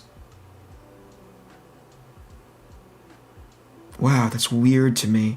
Why would you get into the comic book industry just so you could burn it into the ground? What a weird concept. What a weird idea to become a pilot of a plane just so you can make it nosedive in the middle of a flight. How kooky is that? I don't think they knew how to handle the rise of the internet and all the changes in the media environment that it brought. Okay, I can see that. It's I saw that in my experience back when I was heavily into it, in that everything was moving towards a future, and the bad analogy is that people were moving on to Netflix, and comics somehow believed that they could maintain Blockbuster, like movie rental as it used to be, as opposed to what it's potentially going to become. They don't invest in a long-term strategy for infrastructure, and have become dependent on those sets of systems as it slowly ages out. They've become dependent on that system, and that system is effectively the thing that's not. I'll say this as nicely as I can say it. It's like the system is not helping them at all. See, but I think how much more fun it was to go grab a Blockbuster film. Yeah. Never walk into a comic shop. I'm behind, forgive me. Indie books have a great heart and soul. Marvel and DC just seem greedy and uncaring. Man, if you're getting, have you guys ever experienced, let me get this, Eric, you say that Marvel and DC are uncaring. Have you experienced a version of Marvel and DC where they were actually caring? Right? Because if we're going to say a statement like, oh, they just don't seem to care, was there a version in your history? I'm not challenging, I'm genuinely asking. Was there ever a version of mainstream comics where they genuinely seem to care? I mean, that's a good question to ask, I would think. I love Arizona tea. Oh, me too. Back when they had more flavors, they kind of whittled it down to 4, right? Boob Dan, on name alone, welcome, friend. Hello. Now, the original Infinity Gauntlet comic book miniseries was badass. I think so too. Fun. That was a great bit of escapism. Is escapism still a thing? Do they still allow for that in modern comics, or is that just no more escapism? Escapism bad. Hold on, I'm gonna turn off this heater.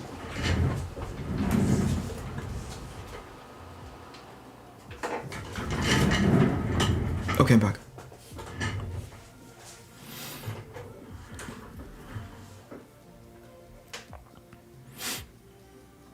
I started buying comics when comics were under $1, but my disposable income was $10 per week.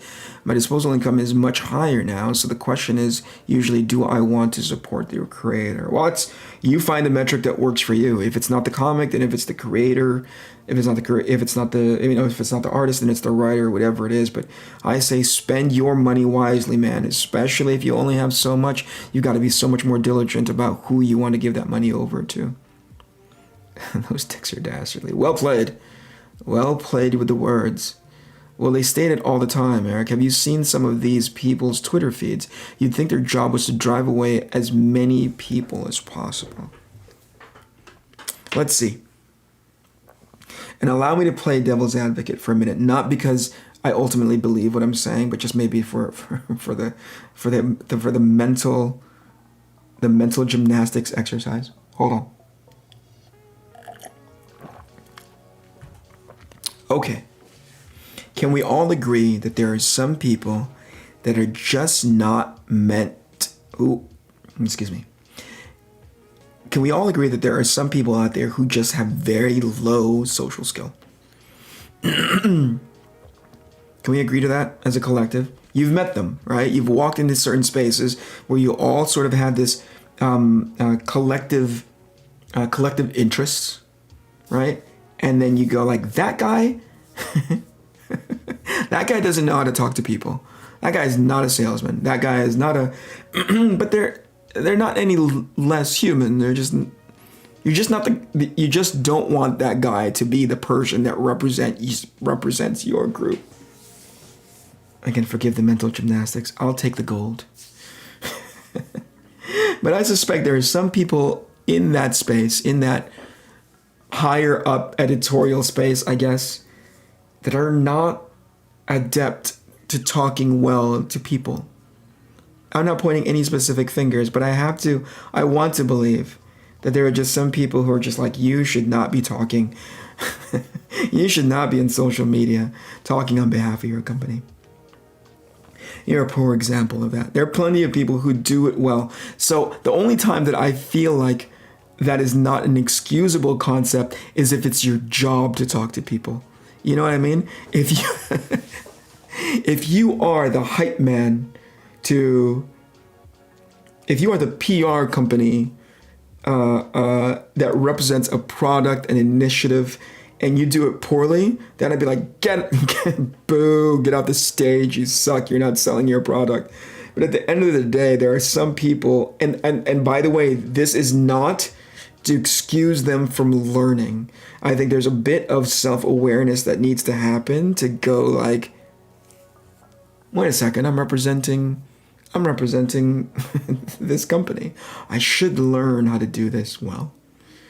And I don't know if in a handful of companies that I worked for in the past, if they know that you are going to be, this was back when message boards were a thing still, if they knew that you interacted with the fan base on those message boards, they actually had, it wasn't called social media back then, but they actually had training for you on how to conduct yourself in those public spaces, and by which you could quite possibly, your actions and your decisions could negatively impact the company and the product that you're working for.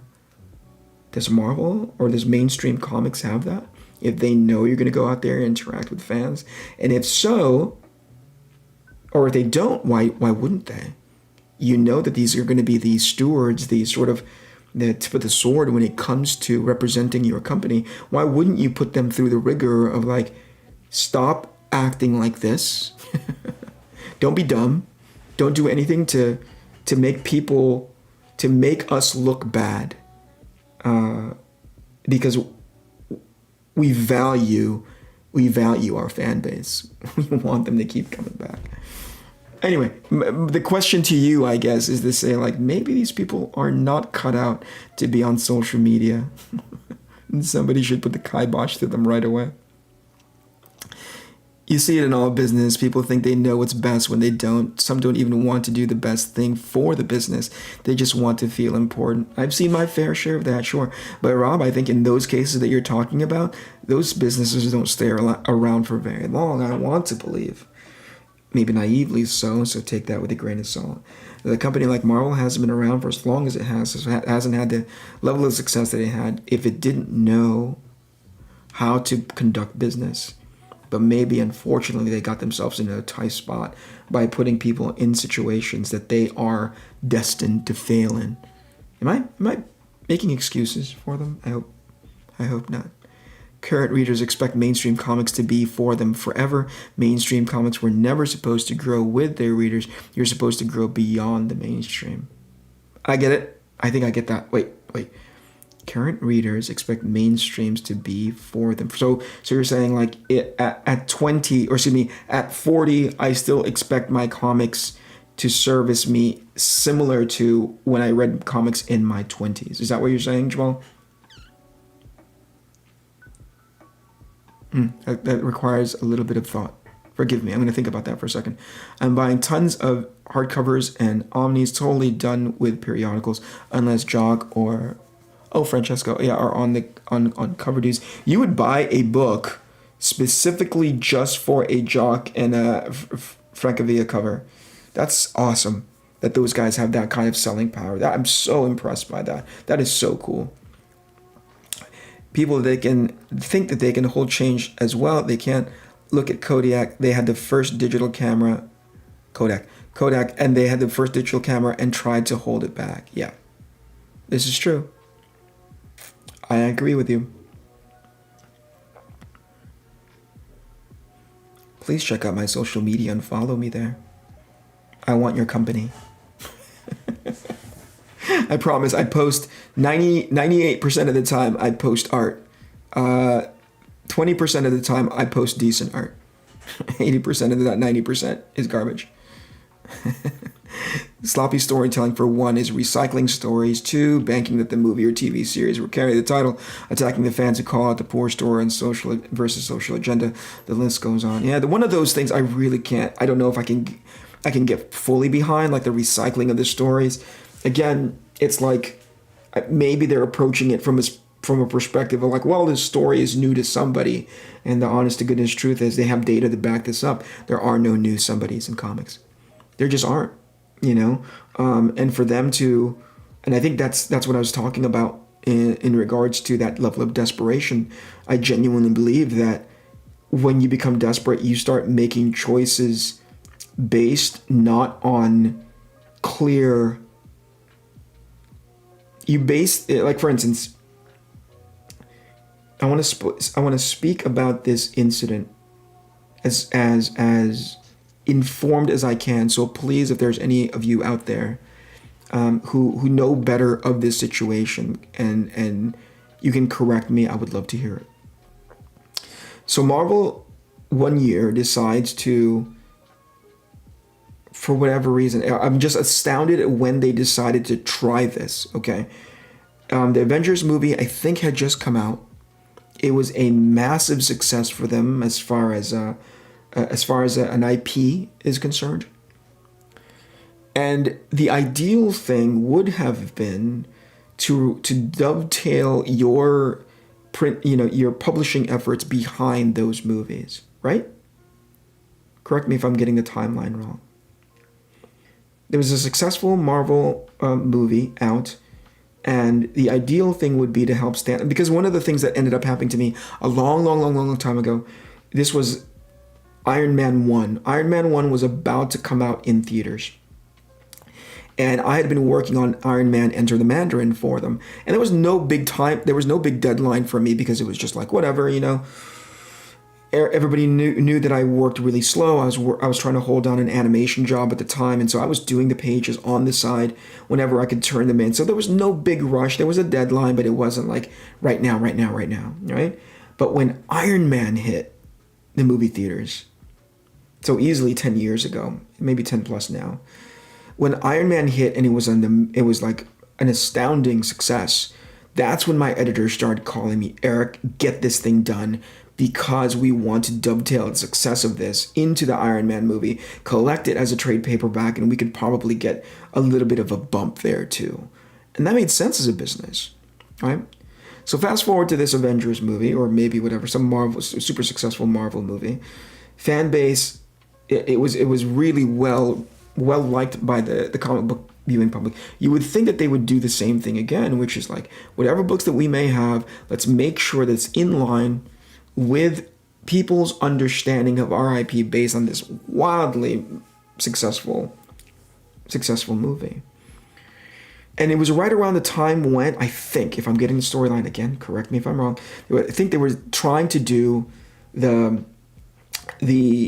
character, how would you call it? It was almost like this not experiment. It was almost like this, well, I think it would be, the closest thing I would think is like an experiment where they killed Tony Stark, and the person that was occupying his armor was a young black girl. They had turned Thor into a woman. They had done a bunch of things that were out of the ordinary if you were to use the movie as a point of reference to bring on fans. Now, I understand why they were doing it, because it could have been right in the middle of their planning, and there was no way for them to have, although it would be naive, to be perfectly honest with you, there was no way for them to have predicted the massive success of that movie. Again, that's a naive thing. You kind of know, right? Avengers is coming. The first Avengers is coming out. They spent X amount of years building up to it. You make Avengers comic books. My opinion. So again, in that space of like, we want to try something new. We want to go find audiences that we don't even. So this is the part that's really important. We don't know if there's an audience for us in these spaces that these books are supposed to help serve. We're going to go try, because we know we can always fall back into traditional Iron Man, traditional Thor, traditional, like things that we've come to know them for. We always have that safety net. We can always fall back to it. So off they go, and their sales, is that Marvel Now? Is that what it was called? Jeez Louise.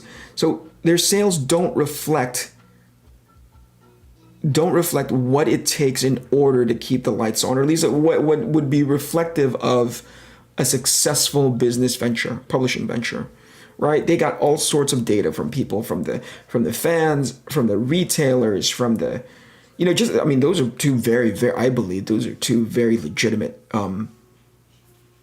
data points. You hear, and as a matter of fact, I heard that there was a publisher summit, retailer summit, in which the publisher, distributor inside Marvel, a controller, I don't know who he was, but he was forthcoming in the data that was in front of him. He said, hey, based on our understanding, this wasn't a very successful business venture for us. And rather than see that and go like, okay, cool, we need to go back to business as usual, this is the part that I want to corroborate with you guys. Was it true that they got bullied into continuing their publishing of those books that weren't selling? And if that's the case, I think that may have been the one that made me go like, that's too bad.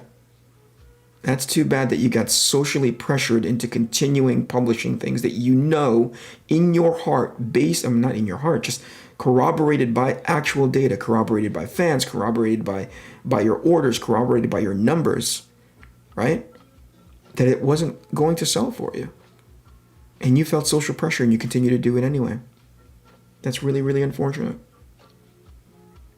And that set the trend, I believe. If that is the case, if they did sort of relent to that concept, that set the precedent for everything moving forward. Probably during the gym shooter days, creators at least used to take pride in their craft and found it worth pursuing. I think back in those days, just because you were a comic book writer, it wasn't a red letter of shame. It was just that you were a writer and you just happened to be writing comics, right? It wasn't like some weird stepping stone. I heard Mignola is abrasive at cons. I have a story about that. And he's not abrasive to me. I'll say that. You know, he's not abrasive to me at all. Mike's very cordial, very kind, very accommodating. I remember trying to show him my portfolio the first year that I was walking around conventions and getting feedback from people whose body of work I respect. Mignolos was one of them. And he saw a Batman panel that I had drawn, and he was like, whoa, that's amazing. I mean, he gave me really good praise, really good pieces of feedback. But there's one panel in specific that I was projecting the bat signal onto a blimp as it was passing by. And he was like, oh, they'll never let you do that. Which to me was a high praise, because it made Mike Mignola take notice of my work. So that was cool. It was, so to your point, he's not abrasive to me. It's pretty cool. Tom King is the perfect example of, okay. That's why companies have PR teams. Social media has bypassed those PR teams. To their detriment, I would say. I don't understand, like, if you know it's going to cause, is it because they're not necessarily employees? Is that the sort of shield?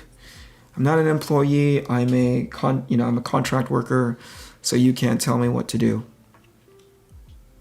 Yikes, how awful. I know you're buddies with the Remender, but man, he's insufferable on Twitter. I don't know, I haven't seen one of, how long has it been since I've seen Rick? There's at one point, you guys, especially in the midst of, I'll tell you, I'll be as forthcoming with you as possible. There was at one point, especially in the midst, leading up to the election, leading up through like all the insanity of the I almost said contagion. It's not. Of the lockdowns, of all of that, right? Where social media was just unbearable to me. So as best as I could, I just started unfollowing. Like, this can't be a space for me in which I wake up and somebody is bombarding me with their perspective on whatever, in regards to their allegiance to whatever side of the fence that they're on. I follow people because I like seeing their art. I follow their people because I love seeing their enthusiasm for the thing that they're in, not necessarily inherently, primarily comics, everything from like concept art to writing to like philosophy to whatever. But at one point, it just became sort of like, I'm just going to unload my feelings about whatever on Twitter. And I'm like, oh, I got to go. So the moment I saw that, no disrespect to anybody who I am like friendly with, who I am sort of like civil with, but the moment I saw it, I was like, I'm unfollowing. I don't need it. The insane amount of variant covers, the price, and the fact that you need to buy 10 books for months to get through through one event killed my urge to buy mainstream. Fair enough.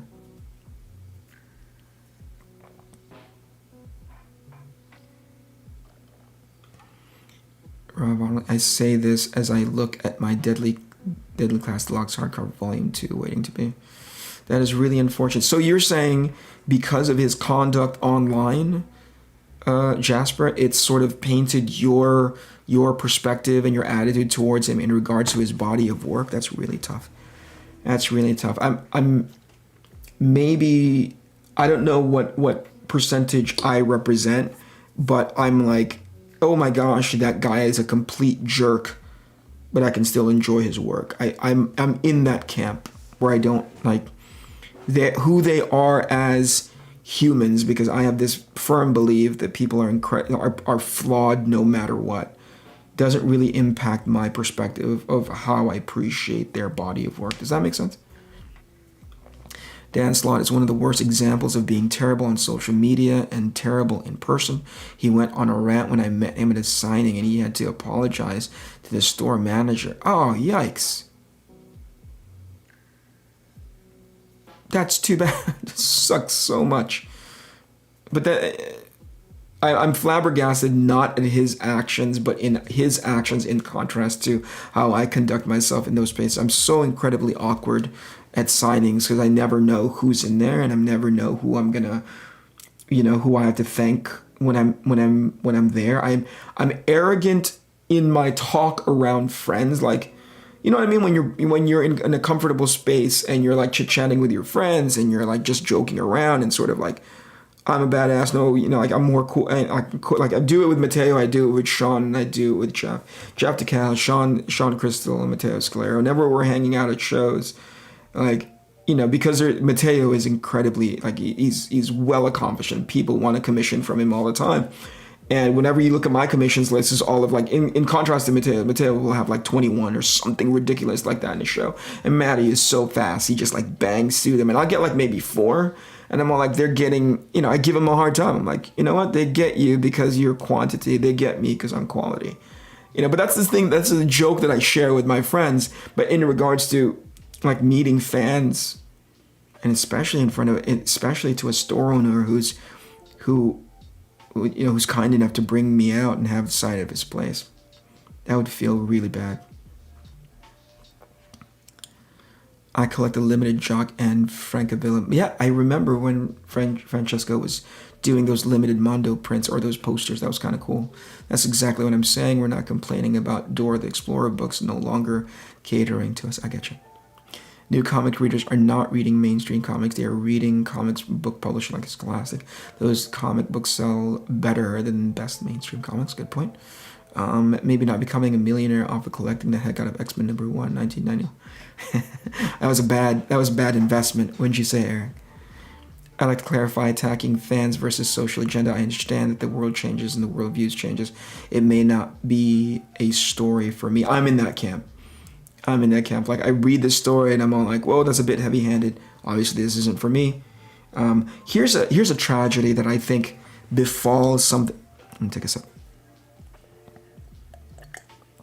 I think it was Perch that I had spoken to a little while ago, and I may have spoken about it offline.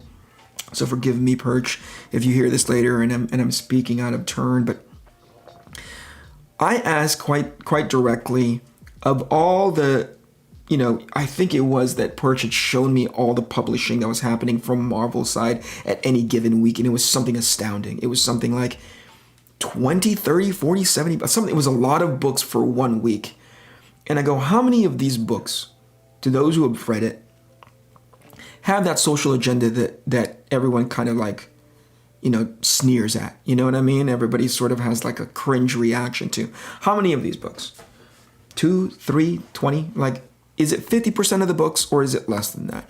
Because if it's somewhere in the realm of 20%, right? Out of 10 books, if 2 books sort of have that agenda, what I see as the high crime is that those 2 books are pretty much accidentally painting the rest of the 8 books with this awful color of like, oh, they're almost guilty by association to these 2 books that are like super heavy-handedly trying to shove agenda down your throat, right?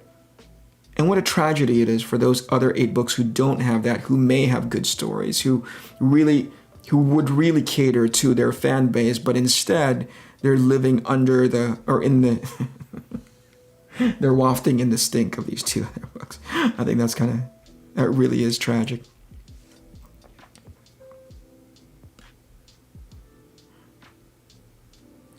But the stories are poorly written, and the go-to excuse is some form of ism. Oh. Yikes. New readers are reading MHA, Dr. Stone, Boruto. There are no reader bays for Western comics is of any consequence. Yeah. I've seen those aisles. In bookstores, if there are still bookstores. I wouldn't want my kids reading most of mainstream now. I don't have to worry. My kids have zero interest, so who are the comics for? Valid question. Incredibly valid question. And if you, as a business, you understand your customer base, would you risk alienating them in hopes of finding the potential phantom customer? I guess that's the best way I could put that. All new, all different. Many videos discuss this snafu. Yeah. Okay, thank you. That confirms it.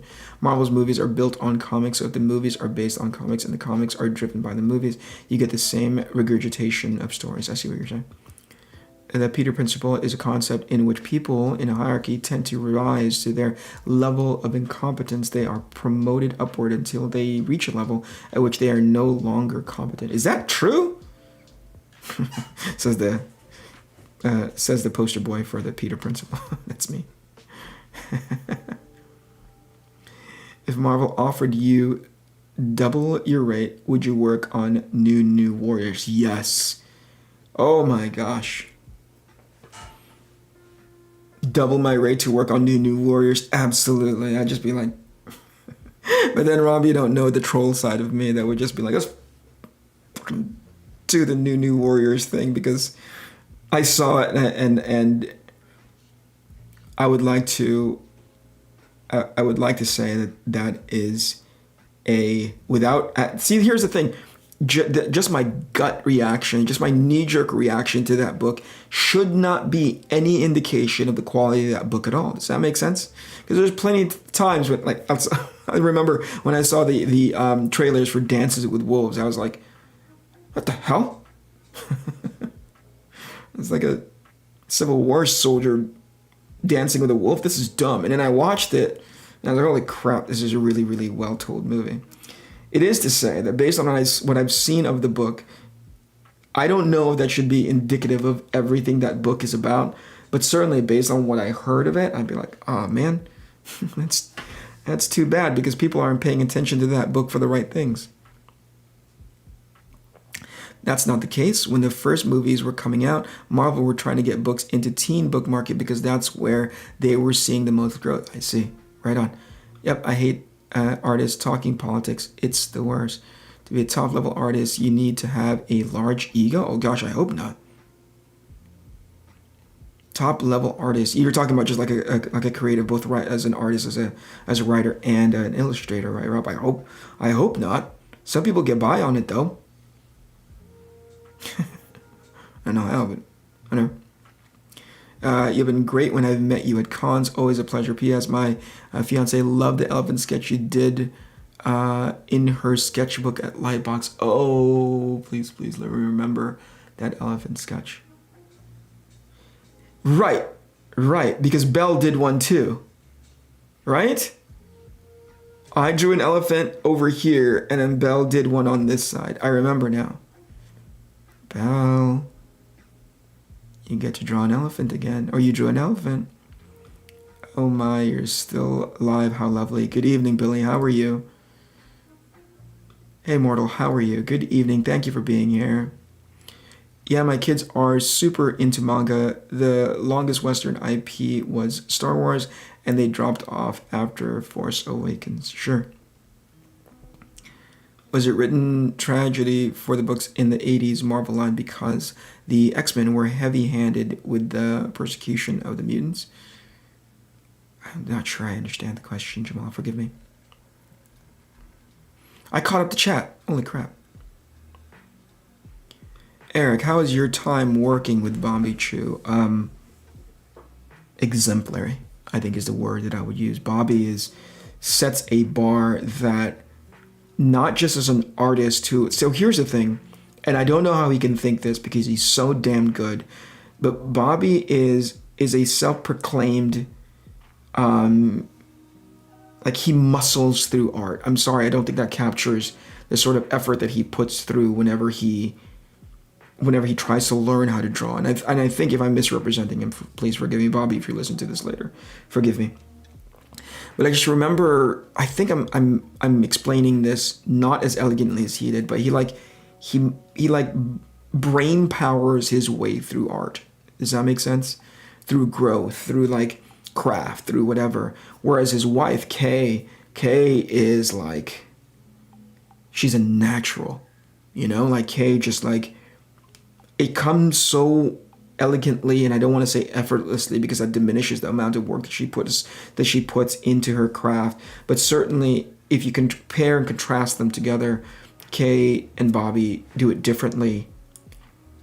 But Bobby has like brain powered his way through art, but also turned himself to an exceptional businessman who has seen opportunity and realizes, oh my gosh, this is an opportunity for me as a businessman, but also to open this up to as many artists as possible. If you don't know the history of Lightbox, it was in part in reaction to this long-standing awfulness that had been the experience of a lot of different people when they went to CTN, right? They had gotten so many complaints about how they were how artists and attendants were not having the best time there, even to the point where they felt like they were being undervalued and mistreated by the organizers in the event. And I was really sad because I really enjoyed that show at one point. But when you have enough people telling you, hey, this isn't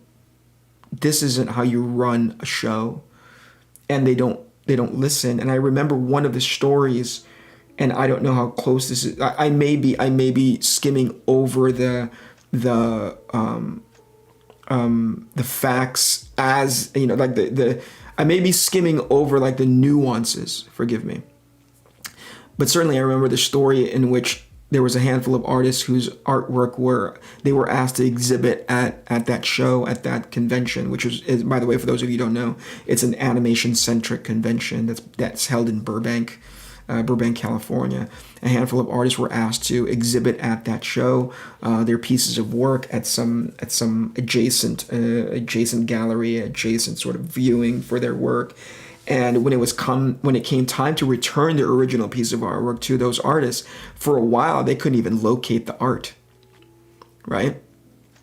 They were like, we don't know where that art is. The organizers couldn't quite track down. Again, forgive me if some of this is wrong. And then finally, when the art did get returned to the artists, the originals came back in less than stellar position. We're talking about damage to the point where it's heartbreaking to the artists, and they really questioned, why they had been treated that way. And that, in part, not in total, but that in part motivated Bobby to go like, F this, I'm going to put on a show. Can you imagine the the best thing that I can think of is just like I can't verbalize my level of respect for Bobby to the point where he's just like, you know what? Screw it. I'm just going to put on a convention, because he had such an appreciation for the artists, creators, vendors, partners that he had in that animation, concept art, creative space, that he was like, this should not be the way things are run. So Bobby goes, okay, I'm just going to put on Lightbox. And he did. And that first show was so freaking amazing. So amazing that people were like, we're going to come back. Well, like a lot of people stayed away because it was the first show, but those people who were there, holy crap, they had so much fun and had nothing but glowing things to say. I don't think Bobby slept for like 2 weeks leading into that show because he was so busy with Jim DeMonico's organizing that show, helping to organize that show. But I just remember having it, I was so proud of him. I kept saying like, Bobby, thank you so much for doing this. Man, I am so proud of you for putting this thing together. You're incredible. You, your team, your entire staff, Jim, his staff, putting this show together. What an incredible experience it was. And it's just unfortunate the pandemic hit and they couldn't do Lightbox 2. But I remember that show is in no small part the level of my admiration for Bobby. Because if Bobby ever said, hey, I think I'm going to make a rocket ship, people have bought into his sort of energy, his sort of like the belief system in him, his trust. The trust in Bobby is so high, they'd probably like, okay, how can I help you make a rocket ship? And if I can somehow capture a portion of that for anything that I do, it would be so amazing. But I'm so very proud of him. I'm so very proud to be able to call him my friend.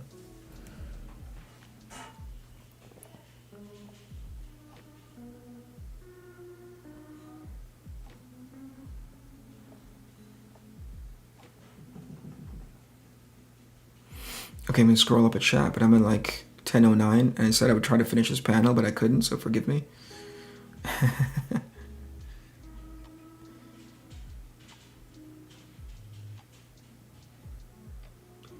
Rob, have you met any creators at Heroes? That's a good question.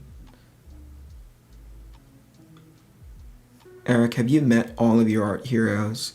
Have any mentored you? Yeah, my very, very first art hero, if I can think of one, was a guy by the name of Peter Chung, who created Aeon Flux.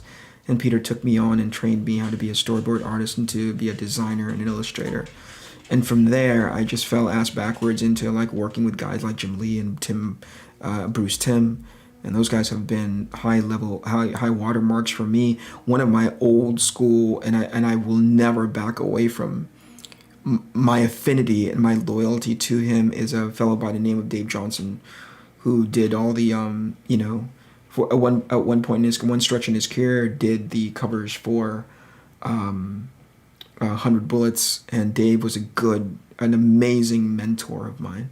Dave walked me through very, very tall trees of how to get better at my craft, and I can't thank him enough. And every single one that I've ever run into, I have just been blown over by, because none of them ever had sort of like the, hey, look how cool I am, I'm so-and-so. I can't think of one. They were always like, dude, awesome. And I think in a way that, they were so enthusiastic and so very grateful that they were in the kinds of positions that they were in. And I think in a way that kind of set the template up for me to how to conduct myself professionally. Because I'm like, if that guy doesn't act like a jerk, if that guy doesn't act like his poop doesn't stink, who am I to act like that? So I've kind of taken that portion on. So I like, Jim publicly is so full of grace, I've met a handful of people at this event that used to happen it happens in Malta now, but it used to happen in, shoot, I can't remember the town, but it's the Trojan horse was a unicorn. And I'd met so many of my concept art heroes there and none of them had egos. Like, they just didn't have time. They were just like, dude, we're here in this amazing opportunity to be able to hang out with fellow concept artists. Why am I going to act like I'm like a jerk? And that's a credit to Andre, who put on the show. I don't know if he actively filters those kinds of individuals out, because it's as close as you can get to a purely knowledge sharing altruistic event, where it's not about like who's cooler than whom. It's about like, what can I learn from you, and how can I give some of that back, right? So I got a chance to meet a lot of my heroes in those kinds of spaces. And again, they don't conduct themselves but to be like super humble humans. And I think that continues to remind me to act accordingly. You were talking about 20% with an agenda of a line of books affecting other books from publisher during the 80s. The X-Men were 20% of Marvel's output and pushed the idea of the mutant persecution. I guess that's true, right? Disrespect on that level is crazy to his originals. What a shame. It was heartbreaking, and it made its rounds on social media. And I think that's one of the things. Again, it wasn't the only thing, but Bobby was like, I think I could put on a show much better than this one, and it was. Steven Silver was really hurt by that year. Was that the year that I was talking about, Peter? About when that stuff happened to the artists? Steven Silver is a really respectable, kind gentleman who I had an opportunity to meet face to face, sitting at dinner with him one year when I went to Ireland, and took part in one of the workshops that Bobby's company put on there. And he was very kind. He never, again, no air about them at all. These are some of the premier guys in the animation / illustration / concept art industry, and none of them ever came off like, whatever, my poop doesn't stink. During the late 80s, I read the Avengers and FF while avoiding the X-Men because I didn't enjoy those X-Men stories. I voted with my pocket. Those X-Men stories weren't for me, and I didn't really expect them to be. Right on. I respect that. Mondo Khan here in Austin is effing amazing. It's more art focused than comics focused. Yeah, I think I saw photos of that some guys kind of the first year that they attended, they kind of came in with their like comic book wares, and then the next year they knew how to adjust to make it more illustration based. So that's kind of cool. I love it every time, Eric. It's like I'm going to draw and then it doesn't draw. I'm sorry. Forgive me. Really enjoy your chill streams. I thank you very much, Ivy. I appreciate that. He hung up on Peter Chung as well. Yeah, I did. Don't bring it up. Don't bring it up. That was quite embarrassing. I hung up on the dude. Peter Chung is a genius. Yes, he's as close to... We throw that word around an awful lot. And oftentimes, I don't think people quite understand what it means. They just know that the word sort of implies something... implies that if you label it to somebody, it implies that they are somewhat important or relevant. never having done anything, you know. And yes, I did swear at him, I promise. Carla Ortiz. Carla is the kindest. One of the, like, I don't know how she can be so giving with her work. I remember one of the key things that I took away from Carla back when I went to an event a workshop that she had. She was in Denver, I think, where I was having a really hard time doing likenesses of people, especially within my style. They would come off a little bit too forced. And the thing that really got me comfortable was Carla was like, you don't, like this technique works for me, not necessarily for everybody, but Carla was like, when you're drawing a what do you call it, as somebody, a portrait of somebody, try to look at the positive or negative spaces in their faces and not necessarily their features. I was like, what? And I tried it and I was like, holy crap, this works, because it prevented me from getting hung up on like, oh, what does that eye look like? Rather, I would look at that negative space that represents like this little highlight on my head, let's say, and I'm like, oh, that kind of reminds me of, and then I'll think of a shape or a thing, and like, oh, it's kind of like this mushroom, you know, or whatever it may be. And that really helped me land likenesses so much better.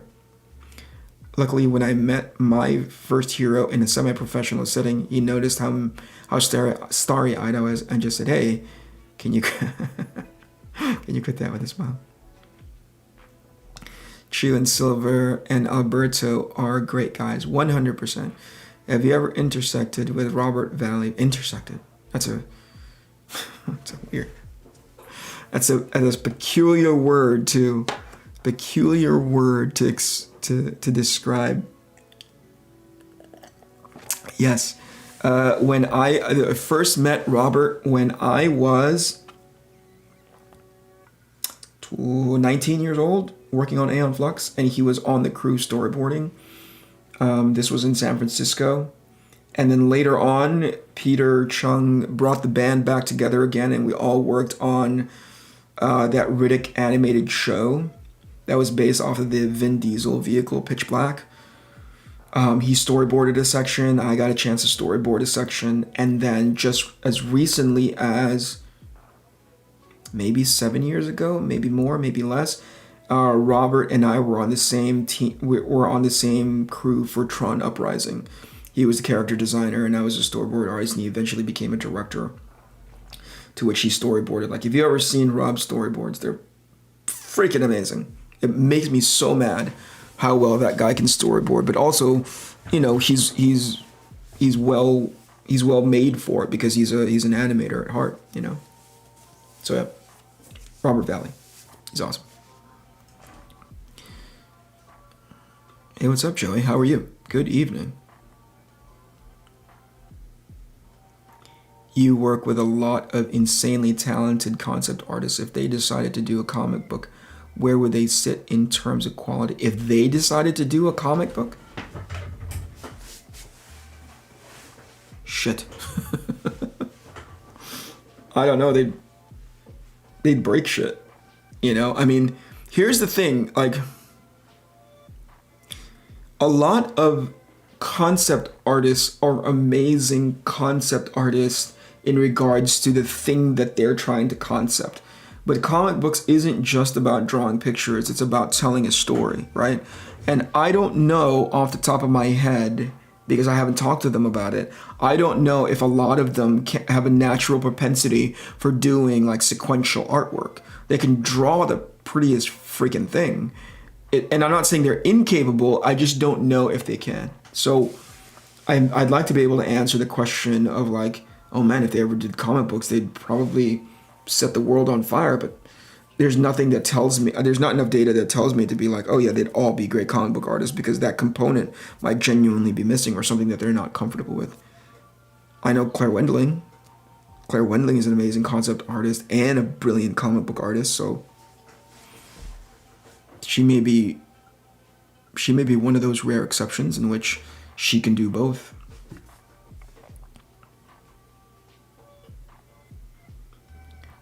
Raposa, I can never say that name.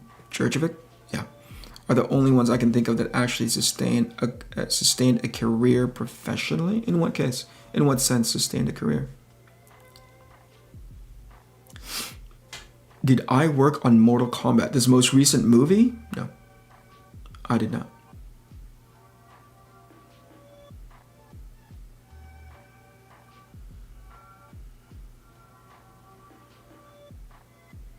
Rob, a lot of concept artists do try comics but drop out when they realize it's basically an entire different set of skills. Yep, that's true. It's harder than it looks. Just from personal experience, many like the chase of design and like to move into the next big thing. Sticking to the drawing and the same characters may be a bit of a turnoff. Yeah, I can't speak for everybody, but I know like certain repetitiveness of drawing comic book panels are not for some people, not a lot of people. Eric might know a friend of mine, Glenn Barr. He's now a fine artist, but painted the old Ren and Stimpy backgrounds. I know of that name, but I don't know if I've ever had the pleasure of meeting them in person. I think I follow their Instagram account. Loving all the epic ARC Athena pages, dude. Super inspiring work. Thank you, Joey. Thank you so much. I know I'm not working on ARC Athena stuff, but I find myself having more conversation and actually working on this panel that should have been done by now. Sorry. These are good conversations. I really had a lot of. I was super inquisitive to chat in regards to why mainstream comics had turned out to be the way it did. A lot of theories, but I always like to push up against those theories and be like, have we ever thought about it like this, from this angle? Because sometimes, and this is not always the truth, or this is not always the case, but sometimes we end up regurgitating everybody's perspective without asking ourselves, what else is that, do you think? And even if you're proven wrong, even if you're saying like, well, I took that to the nth, to the furthest possible way I can test that theory out. I'm stress testing the theory that it might not be what everybody else is saying, that it could also be this. So the perfect example that I said was like, hey, these comic book publishers, comic book editors, is that what it is? Whatever, it's comic book personalities, make them sound like they should be on a quiz show. But it's like these comic book personalities who are on social media, right? We see them, we've classified them as, or a group of us have classified them as like abrasive and confrontational and whatever, right? So I'm like, okay, is it because they're assholes, right? As the common, sort of the common opinion about them, or is it just because they're like awkward dudes who should not be on the internet interacting with the fan base? It could be both. Somebody could make an argument for that, but like they're just socially awkward, and now they're given an arena, they're given a platform into like broadcasting how ultimately awkward they are in front of people. Could be a possibility. But if people are like, no, I met them in real life, they're absolute assholes. I'm like, oh, okay, what can I do? Good. I can't, I can't say anything about that. Concept artists are amazing at rendering, not storytelling. Actually, I'll push back on that. Concept artists are amazing storytellers for the concept art that they're doing. So there is a version of storytelling that happens. And there's plenty of concept artists that are just like amazing photocopy machines, like the highest end laser photocopy machines that you've ever seen in your life. We're talking about like high resolution photocopies that could pass for the real thing. But good concept artists, relevant concept artists that stick around long term, who are exemplary at their body of work, are storytellers in their own right, because they actually know what they're doing in regards to how they tell the story with the thing that they're designing. If it's an environment, if it's a character, if it's a prop, each of them tell a story that way. If you're talking about traditional concept of storytelling, which is like sequential art, maybe they won't excel at that as much, but good concept artists tell stories with the thing that they're designing. Bad concept artists copy everybody else and make it look really pretty.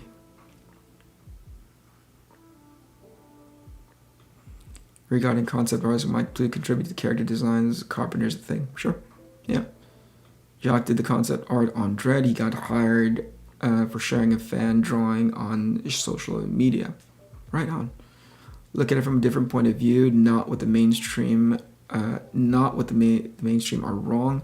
What are French comics and manga doing so right?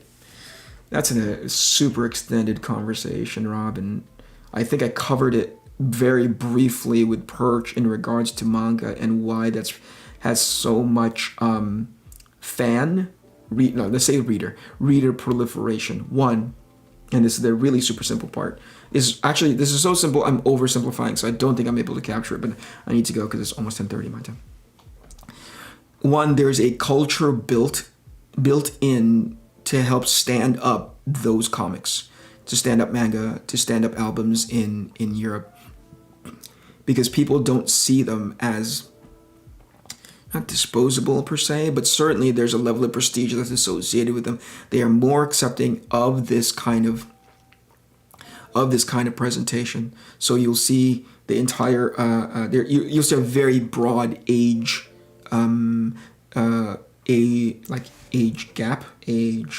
range, whether it be in Japan, whether it be in Europe.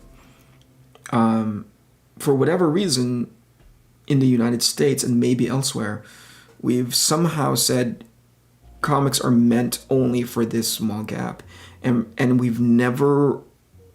It's been very, very difficult getting over that hurdle to convince people actually it's not just meant for that particular gap. We just there's a reason why I take a look at an album that I did for Delcourt, and the price tag on it by way of euro is not at all, is not at all sort of like impulse buy, right? They actually have to make a point to do it, but I think a lot of it is in the culture where they accept those kinds of albums and are willing to make those kinds of high-end purchases for a hardcover, Whereas us, we'd be like, we think $7 is okay for a comic book.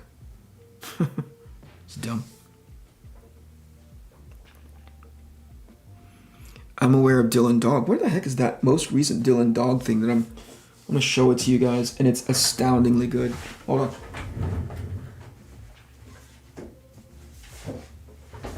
Have you guys seen this? Have you seen that before? This is the most Dylan Dog thing I have that I'm going to read through. Look at that. Holy crap. How good that looks. Woo! Holy mackerel. I love it. Anyway, yeah, I should leave this out because I'll read it later.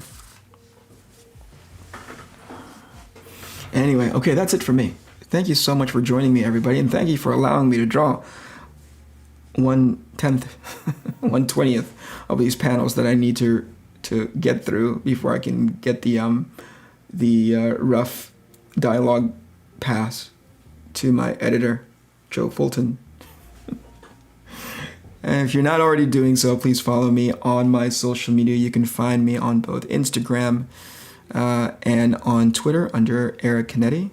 That'd be great. And if you haven't already signed up for my newsletter, if you want to know anything and everything that's ongoing with my my forthcoming crowdfunding project, ARC ATHENA, please go to my website at ericcanetti.com.